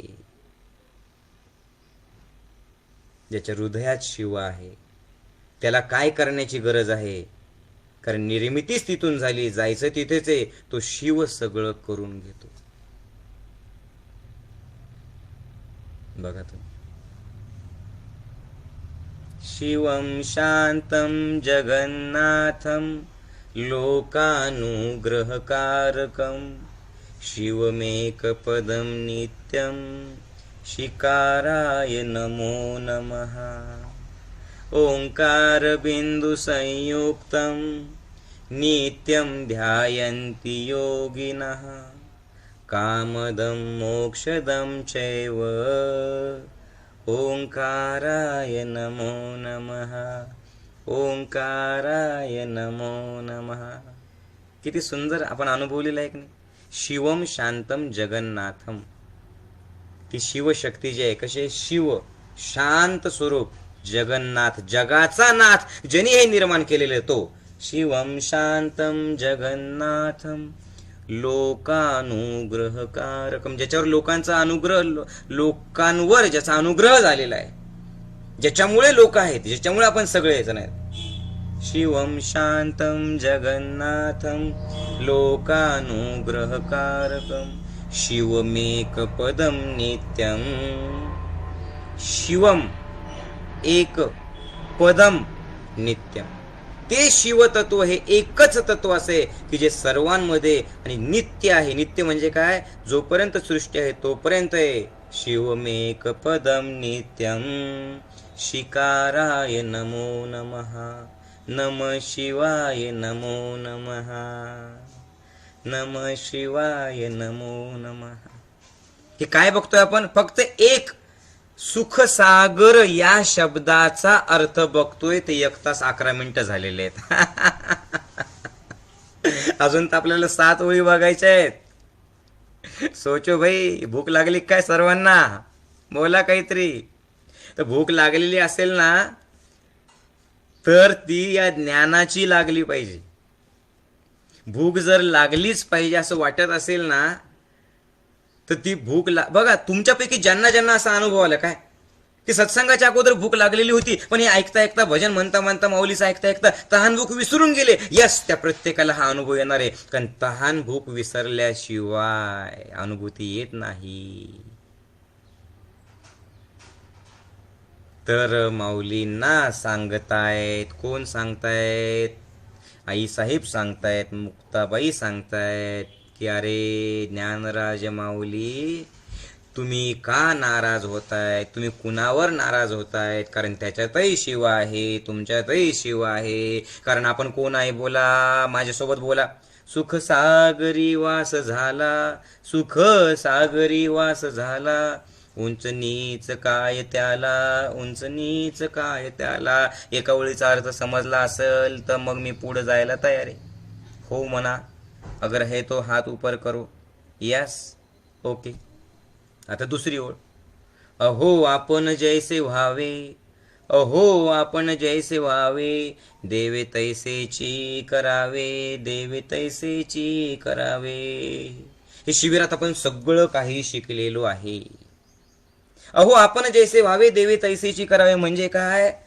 अरे बाबा, माऊली जी, अरे साधक जी, अरे लेकराय हो, दगड धोंडाय हो, सोन्या मोत्याय हो. आपण जैसे व्हावे म्हणजे जसा विचार आपण करतो ना, देव तैसेची करावे, देव तैसेची करावे. देव तेच करतो, देव तेच करतो. लक्षात घ्या. तुम्ही जो विचार करता तशीच कृती करतात. विचार ही एक ताकद आहे, विचार ही एक शक्ती आहे, विचार ही एक ऊर्जा आहे. विचार ही तुमचं जीवन निर्माण करणारी अद्भुत अशी एक ताकद, शक्ती, ऊर्जा आहे. तुम्ही कोण आहात? तर तुम्ही जसा विचार करताय तसे तुम्ही आहात. तुम्ही कोण आहात? तर तुम्ही तुमचे विचार आहात. तुमच्या आयुष्यात तुम्हाला कसे अनुभव येतात? जसा विचार तुम्ही करतात. तुमच्या आयुष्यात तुम्हाला कोणते लोक भेटतात? ज्या टाईपचा विचार तुम्ही करतात त्या टाईपच्या लोकांना तुम्ही खेचून घेत असतात. आकर्षणाचा सिद्धांत असं त्याला म्हणतात. लॉ ऑफ अट्रॅक्शन असं त्याला म्हणतात. लॉ ऑफ अट्रॅक्शन आत्ता काही लोक सांगायला लागले. अरे बाबा, हे लॉ ऑफ अट्रॅक्शन सांगायला लागले आणि त्यांनी त्याच्यावरती कॉपीराईट करून घेतली. त्यांनी सांगितलं हे आमचं ज्ञान आहे. अरे हेच लॉ ऑफ अट्रॅक्शन एका 7 वर्षाच्या लेकरांनी त्यांच्या 11 वर्षाच्या भावाला सांगितलं होतं. केव्हा सांगितलं होतं? 12व्या शतकात सांगितलं होतं. हे सगळं भारतातून आलेलं संतांनी दिलेलं ज्ञान आहे. काय आहे आकर्षणाचा सिद्धांत? अहो आपण जैसे व्हावे देव तैसेची करावे, देव तैसेची करावे. तुम्ही जो विचार करत आहात ना तेच तुमच्या आयुष्यात घडणार आहे. नीट व्यवस्थित आहे का? प्रत्येक विचार म्हणजे एक बीज आहे आणि त्या विचारांवर विचार करत राहणं म्हणजे त्याला खतपाणी घालणं आहे. आणि तुमच्या आयुष्यात घडणारे कर्म म्हणजे त्या बीजातून मिळणारं फळ आहे. मला रोगच आहे, मला रोगच आहे, मला टेन्शनच आहे, माझे पोरच असे, माझी सासू तशीच आहे आणि माझी सुनेला तर संस्कारच नाहीये. मग तू कर ना डुचके संस्कार. तुम्ही करा ना अंबाबाई. माझा बॉस असा आहे, माझं जीवन असं आहे, माझं तरी तसं आहे, माझे रोग दूर होऊ शकत नाही. माऊली मी 10 गोळ्या घेतो तरी सुद्धा बीपी थायरॉइड काही कमीच होत नाही. हे जे तुम्ही बोलतायत ना कंटिन्यू नाही नाही नाही नाही नाही नाही नाही म्हटलं की निराशा येते आणि यश म्हटलं की यश येतं. हे सगळं शिबिरात आपण अनुभवलेलं आहे. तुम्ही जे बोलता तसं होत असतं. प्रत्येकामध्ये वाचा सिद्धी नावाची एक शक्ती असते. वाचा सिद्धी म्हणजे काय? तुम्ही जे वाचा म्हणजे काय? बोलणं. तुम्ही जे बोलता सिद्धी म्हणजे ते प्राप्त होत असतं आणि तेच प्राप्त होत असतं जे तुम्ही बोलत असतात. सोबत आहात माझ्या? तुम्ही जो विचार करता तो विचार करण्यातून कृती. बघा माऊलींचा मेसेज तर सर्वांना आला, पण माऊलींचा मेसेज आल्याच्या नंतर काही लोकांनी विचार केला ए त्याचा काय ऐकायचं त्याच्या लाईव्ह सत्संगात जाऊन. तर ज्या लोकांनी असा विचार केला जाऊ द्या. ते लोक सिनेमा बघतायत, बायकोशी भांडतात, घरी काहीतरी करतात, गाडी चालवतात, लोळलेले झोपलेले, दुसरं काहीतरी करताय. कारण त्यांचा विचार कोणता होता की जाऊ द्या नाही ऐकायचं. पण ज्या लोकांच्या डोक्यात नुसता विचार आला ते लोक भजनात नाचले, हसले, खेळले, माझ्यासोबत राहिले, ते स्वतःचा विचार करायला लागले, ते सत्संगात आले. याच्यातून त्यांचं जीवन बदलणारे. कुणी केलं हे सगळं? एका विचाराने. एका विचाराने. या क्षणापासून आता आपली पहिल्या चोळीला 1 तास लागल्यामुळे मी बाकीचा घेत नाही. आता पटपट पटपट घेऊ. नाहीतर आपण हा सत्संग अर्धा घेऊन पुन्हा पुढच्या रविवारी पण घेऊ शकतो. असं काही नाहीये. 3च ओळी घेऊ, 4 ओळी आपण नंतर घेऊ. कारण प्रत्येक शब्द तेवढा महत्वाचा आहे. आणि मी असं काही ठरवून बोलत नाही, मी काही वाचलेलं बोलत नाही. हे बोलता बोलता बोलता जे काही अनुभव मला येतात, मला आलेले आहेत, बस मी ते तुमच्यापर्यंत सांगतो. ते जर तुम्ही अनुभवले तर तुमच्यातही परिवर्तन होईल. तसं पण आजच सत्संग संपवण्याचा, 11 वाजेच्या अगोदर सत्संग संपवण्याचा प्रयत्न करूयात. मग काय सांगितलं मी तुम्हाला? मी तुम्हाला हे सांगितलं की तुम्ही जो विचार करतायत ना तसं घडतं. म्हणजे तुमच्यापैकी प्रत्येक व्यक्ती, लक्षपूर्वक आहे का, एक प्रचंड शक्तीचं स्रोत आहे. प्रत्येक व्यक्ती शक्तीचं स्रोत आहे. एखादा व्यक्ती खून करतो तो कशामुळे करतो? खून करण्याचा विचार त्याच्यामध्ये येतो. आणि एखादी व्यक्ती माफ करतो आणि त्यांचे संबंध पुन्हा सुधारतात. का सुधारतात? कारण मला माफ करायचं आहे हा विचार त्याच्यामध्ये येतो. तुम्ही तशीच कृती करता, तसंच वागता, तसंच बोलता जसा विचार तुम्ही करतायत. लक्षात ठेवा. तुम्ही तुमच्या जीवनाचे निर्माते, तूच आहे तुझ्या जीवनाचा शिल्पकार. मग ते जे विचार आहेत ते विचार. पण माऊली आमच्या मनात येतं माऊली, आम्ही ठरवतो माऊली, विचार येतात येतात येतात येतात. पण माऊलीजी आम्ही ठरवलं तरी पॉझिटिव्ह विचार निर्माणच होत नाही ना. हे खोटं आहे. लक्षात घ्या. ठरवलं तरी पॉझिटिव्ह विचार निर्माण होत नाही असं नाहीये. तुम्ही ठरवतच नाही. ओ तुम्ही ठरवत नाही आणि ठरवलं तर अप्लाय करत नाही. अगोदर तुम्हाला ठरवावं लागणार की यस या क्षणापासून काही होऊ द्या, काही होऊ द्या. पहिली अवस्था कशी पाहिजे की ठीक आहे मी माऊलीचा साधक आहे. आपण याच्यात काय चांगलं याच्यातून काय होईल ते बघूयात. याच्यातून काय चांगलं घेता येईल. ज्यांनी आयुष्यामध्ये ज्यांनी काही चांगलं काम केलेलं आहे ना त्यांना सुद्धा याच्यापेक्षा जास्त विरोध होता, जास्त संकट होते. पण त्यांनी त्या विरोधाकडे, संकटाकडे, प्रॉब्लेमकडे, टेन्शनकडे लक्ष न देता त्यांनी फक्त एकच केलं. काय केलं त्यांनी फक्त एक केलं त्यांना त्यांचं जे ध्येय आहे त्याच्यावर फोकस केलं आणि ध्येयावरती फोकस असेल तर फालतू विचार येतच नाही ना. मला सांगा, माझं लेकरू जर आजारी येईल, माझं लेकरू आजारी येईल, मला त्याला दवाखान्यात घेऊन जायचंय, दवाखान्यात नेणं अत्यावश्यक आहे. माझं ध्येय की त्याला दवाखान्यात घेऊन जाणं, आणि त्यावेळेला जर मला कोणी 4 वाईट शब्द बोलले तर मी त्या वाईट शब्द बोलल्याकडे लक्ष ठेवेल का? नाही. माझं लक्ष कोणाकडे? माझ्या लेकराचं बऱ्या होण्याकरता. असं काहीतरी हातात चांगलं काम घ्या, मग त्याचा परिणाम, तो वाईट गोष्टींचा परिणाम तुमच्यावरती होणार नाही. म्हणून आजपासून जे आजारी लोक आहेत, आजार आजार आजार सारखं म्हणायचं नाही, 4-4दा बोलायचं नाही, मला हा दुख नाही, ते दुख नाही, असं येईन तसं म्हणायचं नाही. मी आरोग्य संपन्न आहे. बोला बोला, आत्ता बोला माझ्यासोबत, मी आरोग्य संपन्न आहे, मी आनंदी आहे, मी ज्ञानयोगाचा साधक आहे. म्हणा अगोदर, मी हसमुख आहे. हे काय असले प्रकार? मी हसमुख आहे माऊली, लय हसमुख आहे माऊली, मी एवढं हसमुख आहे ना बाबू, लय हसमुख आहे हो माऊली बाबू, आता काय करायचं? असं नाहीये. अगोदर चेहऱ्यावर स्माईल ठेवा, म्हणा मी हसमुख आहे, मी आनंदी आहे, मी त्या परमेश्वराचं लेकरू आहे. बोला, म्हणा माझ्यासोबत मोठ्याने, परमात्मा माझ्यासोबत आहे. म्हणा अगोदर, मी सकारात्मक विचार करतो. असं बोलणं गरजेचं आहे. आता या वाक्यावरती सुद्धा 3 तास आपला सत्संग चालू शकतो, पण मी पटकन थांबतो इथे.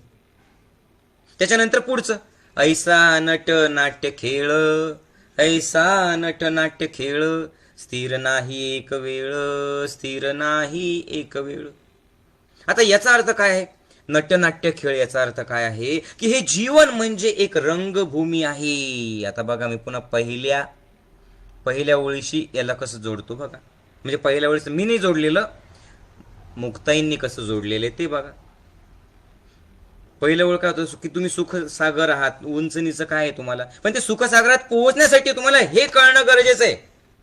काय कळणं गरजेचं आहे? की तुमच्या विचारांची तुम्ही निर्मिती, ही पहिली गोष्ट. विचारांची निर्मिती तुमच्यातून होते, आणि तुम्ही जशी विचार निर्माण करता तसंच जीवनाची निर्मिती होते. म्हणजे तुमच्या जीवनाची निर्माते तुम्ही आहेत, ही झाली पहिली गोष्ट. दुसरी गोष्ट काय सांगितली ती म्हणजे सुखसागरी वास झाला. सुखसागरात जाण्यासाठी ही जाणीव करून घ्या. कुठली जाणीव करून घ्या? की हे जग म्हणजे एक रंगभूमी आहे आणि तुम्ही सगळेजण एक कलाकार आहात. तुम्ही सगळेजण कलाकार आहात. बघा, मुक्ताई आणि ज्ञानेश्वर माऊली आणि सगळे सोपान देऊन निवृत्तीनाथ हे कसे कुठून कुठून म्हणजे कसं परमात्म्याने पाठवलेलं आहे बघा ना. किती मोठा प्रसाद आहे आपल्याला. अरे 7 वर्षाचं डोळ्यासमोर आणावं हे सांगताना माझ्या डोळ्यात पाणी येतं की आपण एवढं आयुष्य जगलेलो आहे, पण आपण चिडचिड करतो, आपल्याला काही कळत नाही. पण 7 वर्षाची लेकरू सांगतंय, 7 वर्षाची आई सांगते, 7 वर्षाची मुक्ताई सांगते की अरे एवढं नाटकं करण्याची गरज नाही. ते नाटकच करायचे ना, तर त्या नाटकाचाच संदर्भ मी तुम्हाला देते की हे जग एक रंगभूमी आहे आणि तुम्ही फक्त एक एक पात्र करणारे एक नट आणि नट्या आहात.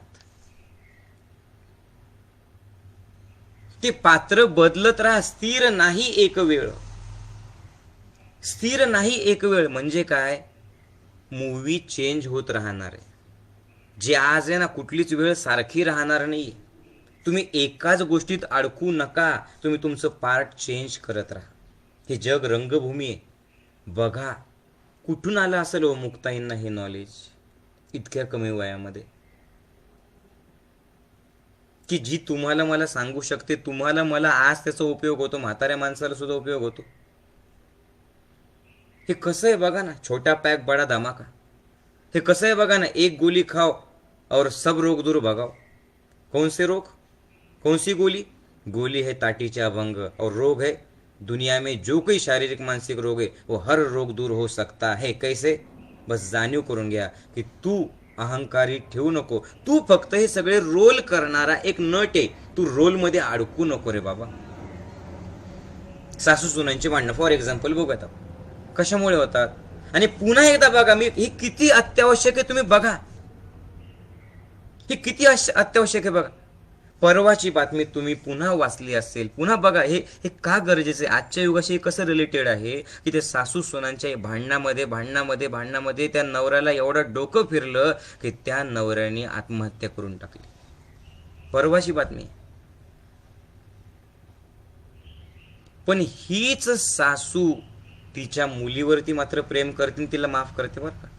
आणि हीच सून तिच्या आईला मात्र माफ करते, प्रेम करते, स्वीकारते. काय प्रॉब्लेम आहे? ऐसा नटनाट्य खेळ. हे विसरूनच गेलो की सासू हा दिलेला एक रोल आहे, सून हा दिलेला एक रोल आहे, आई हा दिलेला एक रोल आहे, माऊली हा दिलेला एक रोल आहे, साधक हा दिलेला एक रोल आहे. जिथं जो रोल आवश्यक आहे तो करा आणि रोल चेंज करत राहा. स्थिर नाही एक वेळ, एका जागी स्थिर राहू नका. हे सगळं जग म्हणजे एक आभास आहे. पडद्यावरती चालताना सगळं दिसतं, असं वाटतं. तुम्ही सिनेमा बघायला गेला, तुमच्यापैकी प्रत्येकाला अनुभव आहे बरं का. तुम्ही सिनेमा बघायला गेल्याच्या नंतर ज्या वेळेला ते सिनेमात जे सुरू आहे ना, तुम्ही हसता, तुम्ही रडतात, तुम्ही नाचतात, तुम्ही ओरडतात. कशामुळे? की ते आणि मी एकच असं वाटायला लागतं. सगळीकडे अंधार असतो आणि ते सगळं माहिती आहे तुम्हाला की सगळं खोटं आहे, पण त्या सिनेमाशी इतकं एकरूप होतात, इतकं एकरूप होतात, इतकं एकरूप होतात की ते खरंच घडतंय असा भास होतो. बरोबर आहे. या ज्या टीव्हीच्या सिरियल आहेत, या सिरियलमध्ये लोक एवढे एकरूप होतात की त्या पात्रांशी एवढे एकरूप होतात की त्यांना असं वाटतं की ते पात्र खरंच आहे. जो व्हिलनचं पात्र करतोय ना, त्याला ते दगड फेकतील, आणि जे गोड पात्र करतंय ना, त्याला असं वाटतं की ही व्यक्ती तशीच आहे, पण तो रोल आहे ना. मग त्या सिनेमाच्या मध्ये आता लक्षपूर्वक आहे का बरं का, सुखसागर म्हणजे नेमकं काय आणि ते कधी मिळेल. पहिल्या ओळीशी कसं जोडलेले मुक्ताईने बघा. त्या सिनेमाच्या त्या थिएटरमध्ये, त्या सिनेमागृहामध्ये ज्यावेळेस तुम्ही समोर बघतात, माझ्याकडे लक्ष द्या, ज्यावेळेस तुम्ही समोर बघतात पडद्याकडे, त्यावेळेला तेच सत्य असं वाटतं. पण मग खऱ्या सत्याची जाणीव करून घेण्यासाठी काय करायचं? समोर नाही, फक्त एकदा मागं वळून बघा. एकदा तुम्ही मागं वळून पाहिलं की मागं वळून पाहिल्याच्या नंतर आपल्याला ते प्रोजेक्टर दिसतं, आणि मग दिसतं की ते प्रोजेक्टर मध्ये तिथे तो रोल फिरतोय, तिथून तो प्रकाश आलेला आहे, पडदा कोरा आहे. तो सगळा त्या प्रकाश अंधाराचा खेळ आहे. जसं त्या प्रोजेक्टरला पाहिलं की आपण भानावरती येतो, अर ये तो सब खेळ आहे, जो सामने दिख रहा है वो तो झूठ है. प्रॉब्लेम असा आहे लोकांचा की लोक हे विसरून गेले की सुख दुःख लाभ चांगलं वाईट सगळं हे सगळं खोटं आहे. हा एक खेळ आहे, हे चेंज होत राहतं. लोक त्या पडद्यावरती जे दिसतंय ना त्याला सत्य समजतात, आणि म्हणून इतके ग्रासलेले त्रासलेले आहेत, म्हणून या आत्महत्या, म्हणून या रोगांमध्ये लोक अडकलेले आहेत, म्हणून माझं तुझं म्हणून अडकलेले आहेत, म्हणून एक एक इंच जागेवरतून खून मारामाऱ्या होत आहेत. त्यासाठी आवश्यक काय? फक्त मागं वळा, प्रोजेक्टरकडे बघा. सत्संग काय करतो? तुम्हाला मागं वळवतो. म्हणजे कुठं? आत बघा. आणि प्रोजेक्टर म्हणजे काय? बस, हा त्या जीवात्म्याचा खेळ आहे, हा त्या जीवाचा खेळ आहे. आणि खेळ करणारा कोण आहे? थिएटरचा मालक, तो शिव आहे. तो फक्त दाखवतोय तुम्हाला, पण हे बघण्यासाठी हे खोटं आहे. यासाठी मागं वळून बघावं लागणार आहे. यासाठी तुम्हाला दिशा चेंज करावी लागणार आहे. आणि जर तुम्ही ती दिशा चेंज केली ना, जर तुम्ही समजा त्या जीवन जसं बदलतंय तसं तुम्ही सुद्धा बदलत राहिलं, तरच आपोआप ती सुखसागरी वास होणार आहे. आता मी आपली गाडी थोडी थोडी पळवतोय, कारण ऑलरेडी खूप वेळ झालेला. मी एकेका शब्दाला मी ठरवलं होतं आज सुद्धा की अर्धा तासच बोलूयात, पण ते माझ्या हातात काही राहतच नाही. शेवटी लक्षात ठेवा, मी फक्त इथं शून्य होऊन बसतो. माऊली बोलवून घेतात, ते मी बोलतो. तरीही मी आता पटापट पटापट कट करतोय, कारण मला हा अनुभव आहे की तुमच्यापर्यंत त्यांचं ज्ञान पोहोचवण्यासाठीचं मी फक्त एक माध्यम आहे. ज्यांनी हे घेतलं, वापरलं, त्याचं जीवन बदलणार आहे. ज्यांनी माध्यमाकडेच लक्ष दिलं तो तिथेच अडकणार. चौथी ओळ बघूयात आपण. एकापासून अनेक झाले, त्यासी पाहिजे सांभाळिले, त्यासी पाहिजे सांभाळिले. पाचवी ओळ. शून्य साक्षीत्वे समजावे, वेद ओंकाराच्या नावे, वेद ओंकाराच्या नावे. म्हणजे काय? एकापासून अनेक झालेले आहेत. जसं मातीचं भांडं असतं, मातीपासूनच सगळं झालं. पण कुणी सुरई तयार करेल, कुणी तवा तयार करेल, कुणी पातीलं तयार करेल, कुणी भांडं तयार करेल, कुणी मूर्ती तयार करेल. सुरई, पातीलं, भांडं, कढई, मूर्ती वेगवेगळं दिसतं, पण ते बनलेलं कशापासून आहे? मातीपासूनच तयार झालेलं आहे. मूळ काय आहे? माती आहे. दिसायला मात्र वेगवेगळं दिसतं. दिसायला मात्र वेगवेगळं दिसतं आणि जे दिसतं ते तसं नसतं, पण म्हणूनच जग फसतं. तुमच्या घरात तुमच्या आजूबाजूला जेवढे लोक आहेत ते सगळे लोक म्हणजे काय? कुणी बारकी असेल ते सुरई असेल, कुणी लोध्या असेल तो रांझण असेल, कुणी मध्यम आकार असेल तो माठ असेल, कुणी पसरलेला असेल तर तो तवा असेल. हे शरीर जरी वेगवेगळे आहेत, जाती धर्म जरी तुम्ही वेगवेगळे निर्माण केलेले आहेत, तरी सुद्धा एक गोष्ट लक्षात ठेवा, मातीतूनच आलोय आणि मातीतच जायचंय. समजतंय का? ओळखा रे बाबा. कबीरा खड़ा बाजार में मांगे सबकी खैर. बोला. कबीरा खड़ा बाजार में मांगे सबकी खैर. ना काहूं से दोस्ती ना काहूं से बैर. ना काहूं से दोस्ती ना काहूं से बैर. माटी कहे कुम्हार से तू क्या रोंदे मोहे. एक दिन ऐसा आएगा मैं रोंदूंगी तो है, मैं रोंदूंगी तो है. मातीतूनच आलोय, मातीत जायचंय. हे सगळे दिसणारे शरीर, हे पद प्रतिष्ठा जात धर्म पंथ,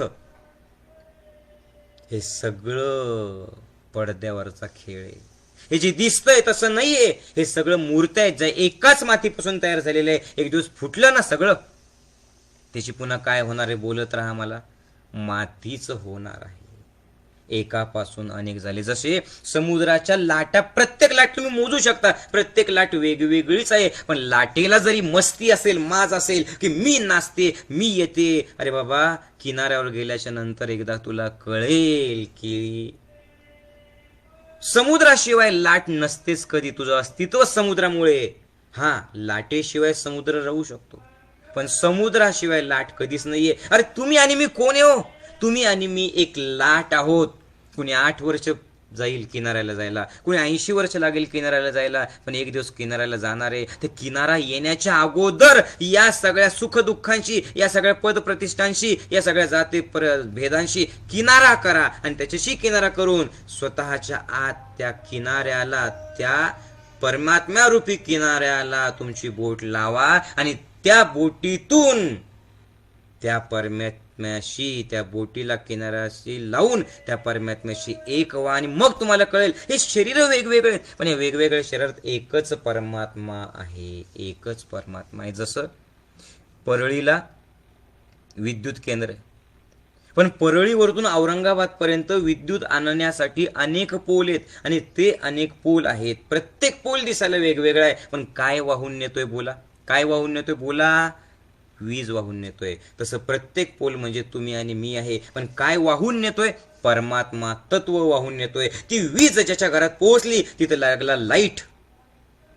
ती परमात्म्या तत्वाची वीज ज्याच्या घरात पोहोचली त्याला मिळालं ज्ञान. त्या ज्ञानातून त्याच्या जीवनात पडला प्रकाश आणि त्या प्रकाशातून अज्ञानाचा अंधकार दूर झाला आणि त्याच्या जीवनात अंधकार अज्ञानाचा दूर झाला.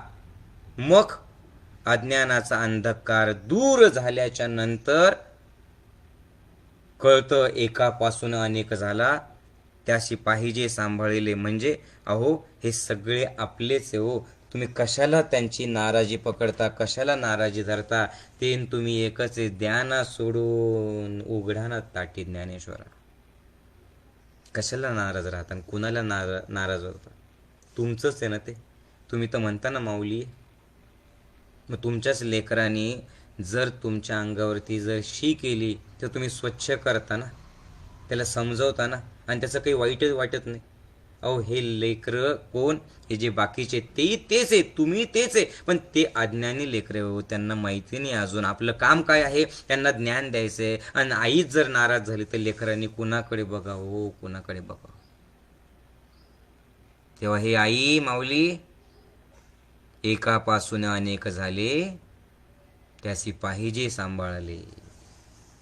समजतंय? आणि म्हणून तर संत संत काय, जे का रंजले गांजले त्यासी म्हणे जो आपुले, तोची साधू ओळखावा देव तेथेची जाणावा. कपड्यांवरतून, वयावरतून, पदावरतून, पैशावरतून जो व्यक्ती समोरच्याला नमस्कार करतो तो साधू नाहीये. वाईट काम केलेलं आहे, सध्याला बघा तुम्ही वाईट काम केलेलं आहे, तरी सुद्धा जर तो साधू त्याला साथ देत असेल तर तो साधू नाही. त्या साधूला त्याच्याकडनं काहीतरी पाहिजे, देणगी पाहिजे असेल, काय पाहिजे असेल, नाही तर ते पद त्याला टिकवायचं असेल, आणि त्यांनी जर साथ दिली तर तो नाही आहे. जे का रंजले गांजले, सगळ्यांना जो आपलं म्हणतो बस तोच साधू आहे. आणि त्याच्यामुळे प्लीज नाराज राहू नका. कशामुळे नाराज राहू नका, तर ज्या वेळेला एकापासून अनेक झाले हे कळालं ना, आता हे सगळ्यात जास्त महत्वाचं या पूर्ण याच्यातलं लक्षात घ्या. शून्य साक्षीत्वे समजावे म्हणजे काय? शून्य साक्षी, लक्षात द्या, दोन शब्द आहेत, समजावे वेद ओंकाराच्या नावे. शून्य, साक्षी आणि ओम, तीन शब्द आहेत. खरं तर ही एकच ओळ जी आहे ना, मी ठरवलेलं असं होतं की शून्य साक्षीत्वे समजावे वेद ओंकाराच्या नावे घ्यावे, याला 1 तास घ्यायचा आणि पहिलं थोडक्यात घ्यायचं, पण झालं उलट. जे थोडक्यात घ्यायचं होतं त्यालाच 1.5 तास लागला, आणि 1 तासाचं मग किती वेळ लागू शकतो बघा. पण मी आता हे मुद्दाम थोडक्यात सांगणार आहे, थोडक्यात सांगतोय पण समजून घेऊयात. शून्य साक्षीत्वे समजावे म्हणजे काय? एकापासून अनेक झाले आणि त्याचे सांभाळले पाहिजे, हे त्याच लोकांना त्याच वेळेला कळतं. हे वेद ओंकारामध्ये सुद्धा हेच सांगितलेलं आहे की ज्या लोकांना साक्षीभाव प्राप्त झालेला आहे, ज्या लोकांना साधनेतून ज्यांनी साक्षीभाव प्राप्त करून घेतलेला आहे. आणि साक्षीभाव म्हणजे काय? फक्त पाहणं. साक्षीभाव म्हणजे काय? फक्त जे जसं आहे तसं पाहणं, जे सत्य आहे त्या सत्याला पाहणं. काय आहे सत्य? हे जग शून्यातून निर्माण झालेलं आहे. नीट ऐका बरं का, हे अत्यंत महत्वाचं आहे. हे कालच माझ्या डोक्यात आलं, मी सहज विचार केला की हे जग शून्यातून निर्माण झालं. आणि जग शून्यातून निर्माण झालं, ते शून्यातून निर्माण झालं, पण निर्मिती जी जर जगाची शून्यातून निर्माण झालेला असेल, शून्यातून जर जगाची निर्मिती झालेली असेल, याचा अर्थ परमात्मा शून्य स्वरूप आहे. आणि शून्य स्वरूप म्हणजे नेमकं काय? शून्यातून निर्मिती झाली म्हणजे काय? तर शून्याला कशानेही भागान, कशानेही गुणा. तुम्ही जर बघितलं शून्याला भागलं काय आणि गुणलं काय? शून्याला भागलं तरी गुणलं तरी ते शून्यच राहत, राईट? तसं तुम्ही शून्य स्वरूप आहात, तुम्ही शुद्ध स्वरूप आहात. साक्षी भाव ठेवा आणि बघा की तुम्ही शून्य आहे. जसं भागलं म्हणजे लोकांनी तुम्हाला शिवाय दिल्या, जसं गुणलं म्हणजे लोकांनी तुम्हाला चांगलं म्हटलं, वाईट म्हटलं, तुमच्यावर त्याचा परिणाम नाही झाला पाहिजे. कारण तुम्ही कोण आहात? शून्य आहात. आणि ही अनुभूती येण्याकरता अगोदर काय करावं लागणार आहे? अगोदर तुम्हाला शून्य किती प्रकारचे आहेत ते समजून घ्यावं लागणार आहे. लक्षपूर्वक ऐका.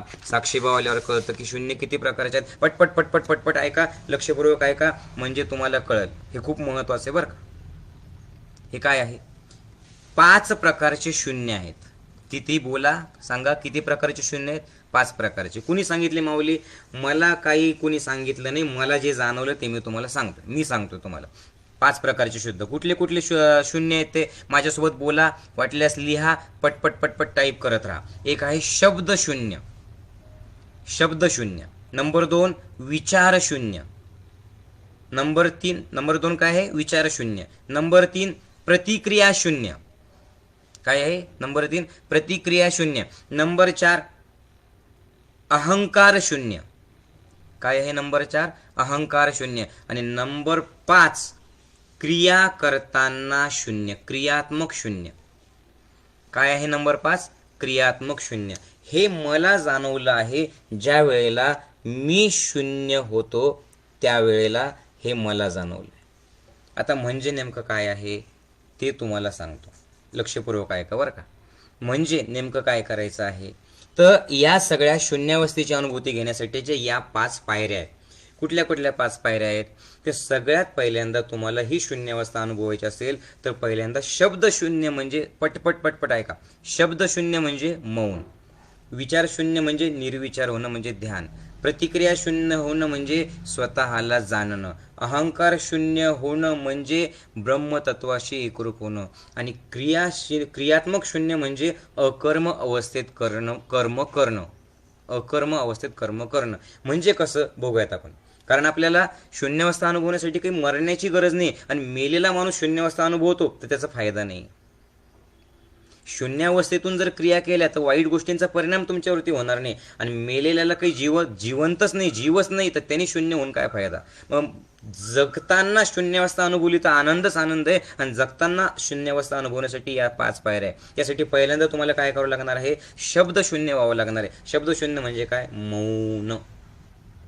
मौन. पहिल्यांदा तुम्हाला मौनाची अनुभूती घ्यावी लागणार. मौनम सर्वार्थ साधन. मौन सुद्धा किती आहे? ज्ञानेश्वर माऊलींनी सांगितलेले परा पश्चंती मध्यमानी वैखरी. मौनाचे सुद्धा हे 4 टप्पे आहेत. परा पश्चंती मध्यमानी वैखरी.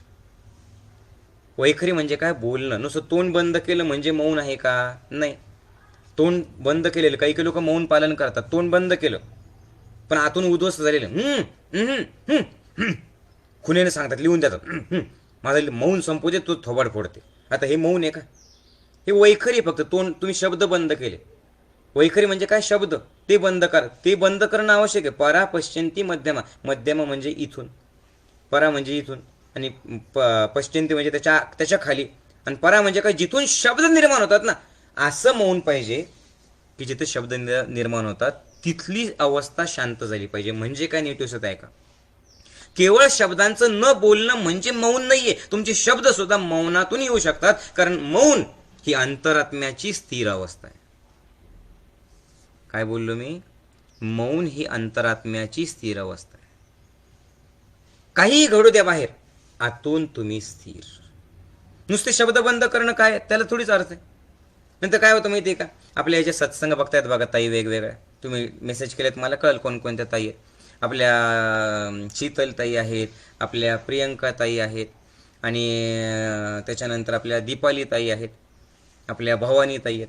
तर 4 जणी आहे ना, शीतलताई, प्रियंकाताई, भवानीताई आणि दीपालीताई, या 4 जणी बसल्या होत्या एकत्र, सत्संगात बसल्या होत्या बरं का. आज 4घांनी काय ठरवलं, बाई मी असं करते, आपण असं करून, माऊलीने मौनाचं सांगितलं ना, आपण 1 दिवसभर बोलायचं नाही. आता तेवढ्यात काय झालं, त्या भवानीताई प्रियंकाताईंशी बोलल्या. आता प्रियंकाताईंनी शांत बसायला पाहिजे होतं की नाही. तर प्रियंकाताईंनी भवानीताईंना म्हणाले, ए भवानी, माऊलीने तुला काय सांगितलं होतं बोलायचं नाही, तू माझ्याशी बोललीस का बरं? दिवसभर ही प्रियंकाताई विचारत राहिल्या. काय विचारत राहिल्या? तू माझ्याशी बोललीस का बरं? तू माझ्याशी बोललीस का बरं? यांनी बोलण्याची गरज होती का? नाही.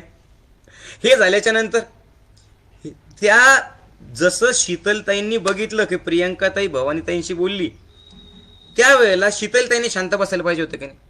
शीतलताईंनी त्या प्रियंकाताईकडे गेला, तिचं कान पकडलं, म्हणे ठीक आहे बाई, ती बोलली तर बोलली तुझ्याशी, मला उत्तर दे, तू कोण बोलली? आता यांचंही मौन गेलं. पण दीपालीताई मात्र अशा शांत होत्या. त्या आपल्या चेहऱ्यावरती स्माईल, जसं आत्ता आहे ना तसं स्माईल.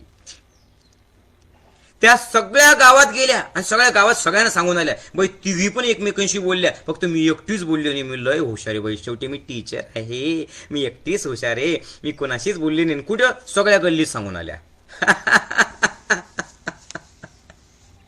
आता तुम्ही मला सांगा, हे मौन आहे का हो?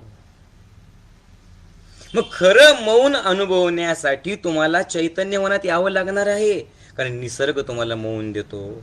सूर्योदय बघताना तुम्हाला मौन अवस्था प्राप्त होते, ध्यान करताना तुम्हाला मौन अवस्था प्राप्त होते, प्राणायाम करताना तुम्हाला मौन अवस्था प्राप्त होते, सत्संग ऐकताना तुम्हाला मौन अवस्था प्राप्त होते, वेगवेगळी साधना करत असताना तुम्हाला मौन अवस्था प्राप्त होते. मग ही मौन अवस्था प्राप्त करण्यासाठी जे जे काही आवश्यक आहे ते रोज तुम्ही करतायत का? ही एकदाच केलं आणि सांगताच गेलं असं नाहीये. मग हे नियमितपणे करणं गरजेचं आहे, त्यासाठी जोडलेलं राहावं फक्त सत्संगाशी. मग त्याच्यामुळे काय होतं, पहिल्यांदा शब्द मौन येतात. तुमचे शब्द मौनातून येतात. मौनातून म्हणजे स्थिर अवस्थेतून येतात.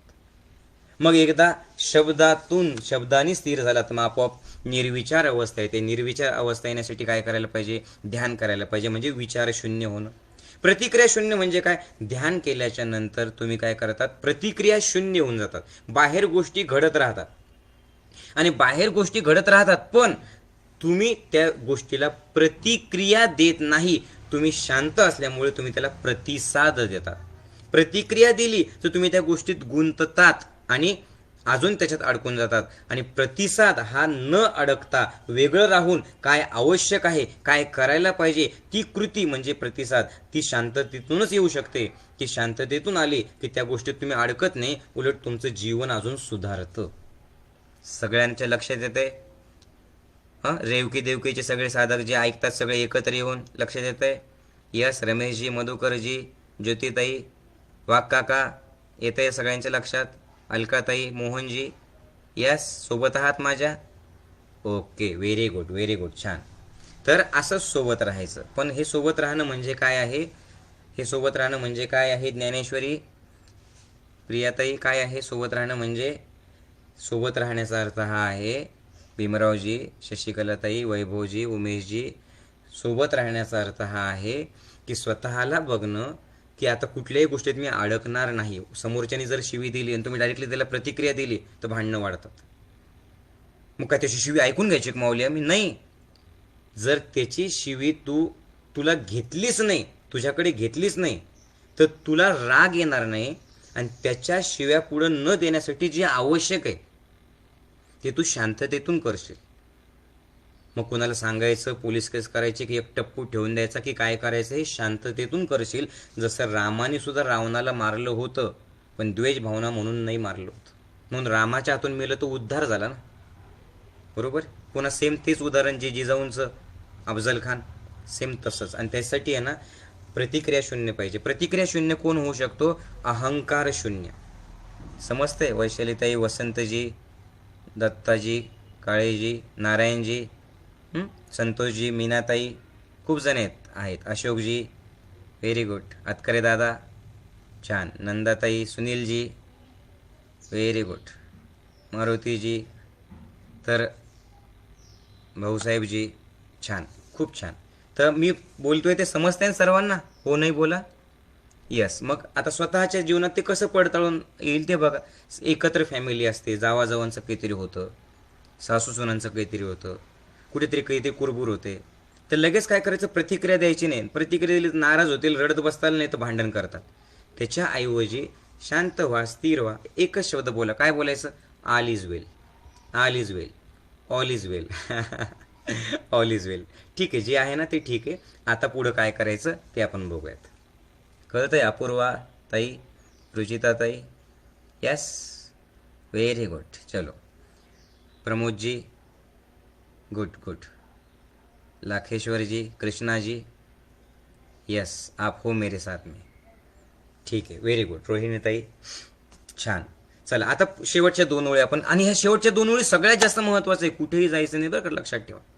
एके म्हणजे मी सांगत काय होतो की अहंकार शून्य अवस्था त्यांनाच प्राप्त होते ज्यावेळेला प्रतिक्रिया कमी होतात, प्रतिसाद वाढतो, मग तुम्ही ब्रह्माशी एकरूप होतात. आणि ब्रह्माशी एकरूप झाल्याच्या नंतर काय होतं? क्रिया करताना क्रियात्मक शून्यावस्था येते. क्रियात्मक शून्यावस्था आल्याच्या नंतर काय होतं? क्रियात्मक शून्यावस्था आल्याच्या नंतर काम करतात पण अकर्म अवस्थेत करतात. मी करतोय पण मी नाहीच आहे. कोण आहे? तो परमात्माच आहे. मग तोच जर करून घेत असेल तर मी थकणारच नाही, तो थकणारही नाही आणि त्याचा अहंकार पण वाढणार नाही, कारण मी फक्त एक निमित्त मात्र आहे. तो सगळं काही करून घेतो. मग त्याला ही खुर्ची पाहिजे आणि एवढं मोठं पद पाहिजे अशी अपेक्षा असेल का? नाही. तो फक्त वाहतोय, तो फक्त माध्यम बनतोय, परमात्मा करून घेत आहे. आणि सगळ्या संतांची अवस्था अशीच होती, बरोबर आहे? जे खरे संत आहे त्यांची अवस्था अशीच होती. तर ही शून्यावस्था ज्ञानयोगातून आपल्याला मिळते, 100% आपल्याला मिळते. आणि त्यासाठी काय पाहिजे? साक्षीभाव पाहिजे. ओंकारात वेदाने सुद्धा जे ओम सांगितलेलं आहे ते ओमचा अर्थ हाच आहे. आता मी सविस्तर सांगत नाही, त्याच्या पुढे बघूयात आपण. एके उंचपण केले, एके अभिमानी गेले, इतके टाकून या शांती धरा, ताटी उघडा ज्ञानेश्वरा. याचा अर्थ काय आहे? की अहो तुम्ही एवढे मोठे आहात ना, मग तुम्ही हे अज्ञान का ठेवता? अज्ञान काय आहे? की मी मोठा आहे आणि तो छोटा आहे, बरोबर आहे? अज्ञान काय आहे? की मला एवढं कळतो, बघा ना माऊली, मी एवढं सगळं करतो माऊली, आणि तो बघा ना तो करतच नाही. अरे बाबा, तू करतोय त्याच्यात तुझं काही नाही आणि तो करतोय त्याच्यात त्याचं काही नाही, बस ज्ञान आणि अज्ञान याच्यातला फरक आहे. मग त्याला शिव्या घातल्यापेक्षा तुम्ही त्याच्यापर्यंत हे ज्ञान पोहोचवा ना. तो घेऊ नाही तर न घेऊ हा त्याचा प्रश्न आहे. मला सांगा, सावित्रीबाई फुलेंनी शिक्षण त्यांना महात्मा फुलेंकडनं मिळाल्याच्या नंतर दोघांमध्ये जर स्वतःसाठीच ठेवलं असतं तर सांगा ना मला. पण त्यांनी ठरवलं की मी ज्ञानी झाले, पण आता इतरांना, माझ्या बहिणींना मला ज्ञानी करायचं.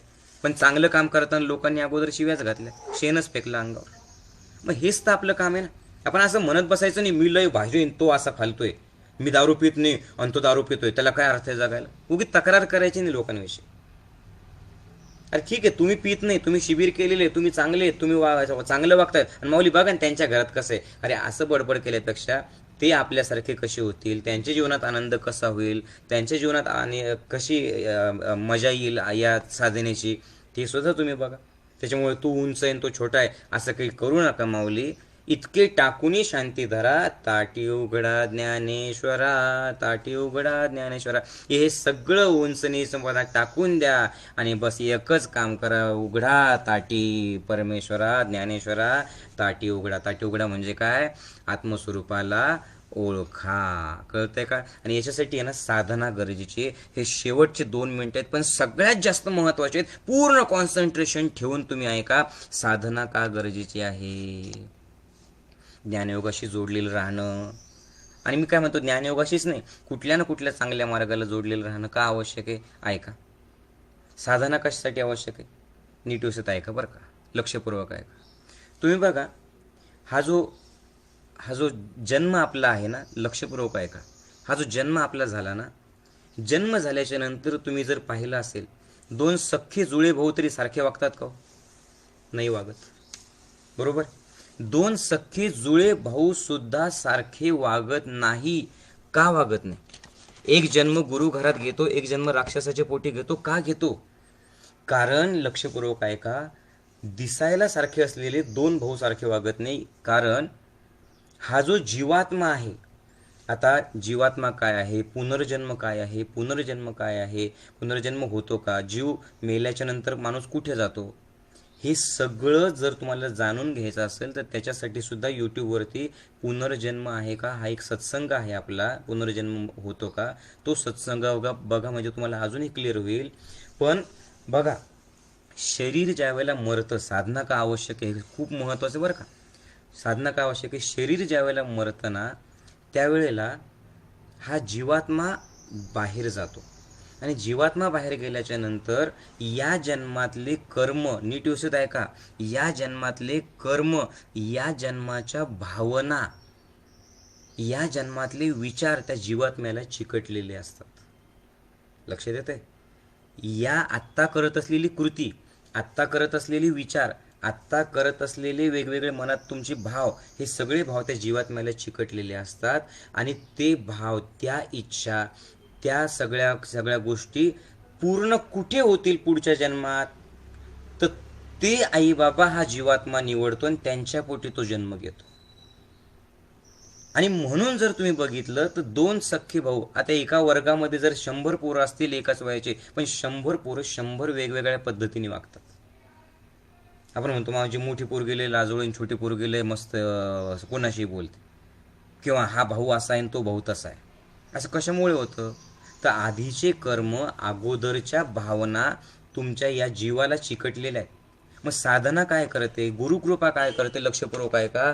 गुरु आणि साधना काय करतो, ज्यावेळेस गुरुची कृपा होते, ज्यावेळेला साधना करते, गुरुची कृपा कशी होते, साधना, गुरु मार्गावरती जर चालला, गुरुने जे सांगितलं तर त्या मार्गावरती चालल्याच्या नंतर गुरुची कृपा होते. गुरुची कृपा म्हणजे काय, गुरुचा आशीर्वाद ज्या वेळेला तुम्हाला मिळतो त्यावेळेला या जीवात्म्याला अगोदरपासून अटॅच असलेले ते कर्म, त्या भावना, त्या नकारात्मक गोष्टी एका क्षणात सुटतात. त्या अगोदरच्या जन्मापासून, अगोदरच्या कर्मापासून तुम्हाला मुक्ती मिळते. आणि एकदा त्याच्यापासून मुक्ती मिळाली की या जन्मात तुम्ही स्वरूपाला पोहोचतात. हे मान्य करा किंवा नका करू, हा तुमचा प्रश्न आहे, पण ॲक्च्युली असंच आहे. आणि त्याच्यासाठी सत्संगाशी, साधनेशी जोडलेलं असणं गरजेचं आहे. तर हे आपल्या जीवनात कसं वापरायचं, आपल्या आयुष्यात ज्यांच्याविषयी काही राग आहे, द्वेष आहे, काही ताण आहे, आयुष्यातले प्रॉब्लेम आहे. एक गोष्ट लक्षात ठेवा, वेळ कायम तशीच राहणार नाही, बदलणार आहे. तोपर्यंत एकच लक्षात ठेवा, तुम्ही फक्त कर्म करणारे एक कर्मवीर आहात. तुम्ही फक्त रोल करणारे एक नटनट्या पात्र आहेत. हे जग एक रंगभूमी आहे आणि कशातच न अडकता सुखसागरी वास झाला. तुम्ही सुखसागर आहात, एवढा त्याचा अर्थ आहे. हे मी खूप थोडक्यात सांगण्याचा प्रयत्न केला. तसे 12 अभंग आहेत ताटी उघडा ज्ञानेश्वराचे. पण विचार करा, एक एक अभंग केवढा केवढा अर्थ एक एक अभंगात लपलेला आहे. आणि तुम्ही मला सांगा, हे आजच्या जीवनाशी रिलेटेड आहे की नाही आहे? मग जर हे आजच्या जीवनाशी रिलेटेड आहे, तर नियमितपणे प्राणायाम करा, नियमितपणे ध्यान करा. उद्या सगळेजण उद्यापासून पुन्हा आपल्या आपल्या साधनेत या. आपल्या झूम ॲपवरती जी साधना रोज सकाळी चालते त्याच्यात या. शिबिर केलेली मंडळी पुन्हा 2 मार्चला या, शिबिर न केलेले पण 2 मार्चला या. आणि दर रविवारी आपला हा जो फेसबुकवर लाईव्ह सत्संग होतोय परमेश्वराच्या कृपेने, बस तुम्ही सुद्धा जोडलेलं राहा. आणि हे विचार जास्तीत जास्त साधकांपर्यंत पोहोचण्यासाठी तुम्ही हे विचार इथं तर शेअर कराच, पण एखाद्या तासाभरात मी याला फेसबुकवरतून घेऊन यूट्यूबवरती ज्यावेळेला सत्संग टाकतील त्यावेळेला सगळ्यांना सांगा, वेगवेगळ्या ग्रुपवरती टाका, बघायला लावा की ताटी उघडा ज्ञानेश्वरा म्हणजे फक्त आध्यात्मिक नाही. अध्यात्म म्हणजे तरी काय? रोज आपण कर्म जे करतो ते कर्म आनंदातून कसं करायचं याचा रस्ता म्हणजे अध्यात्म आहे.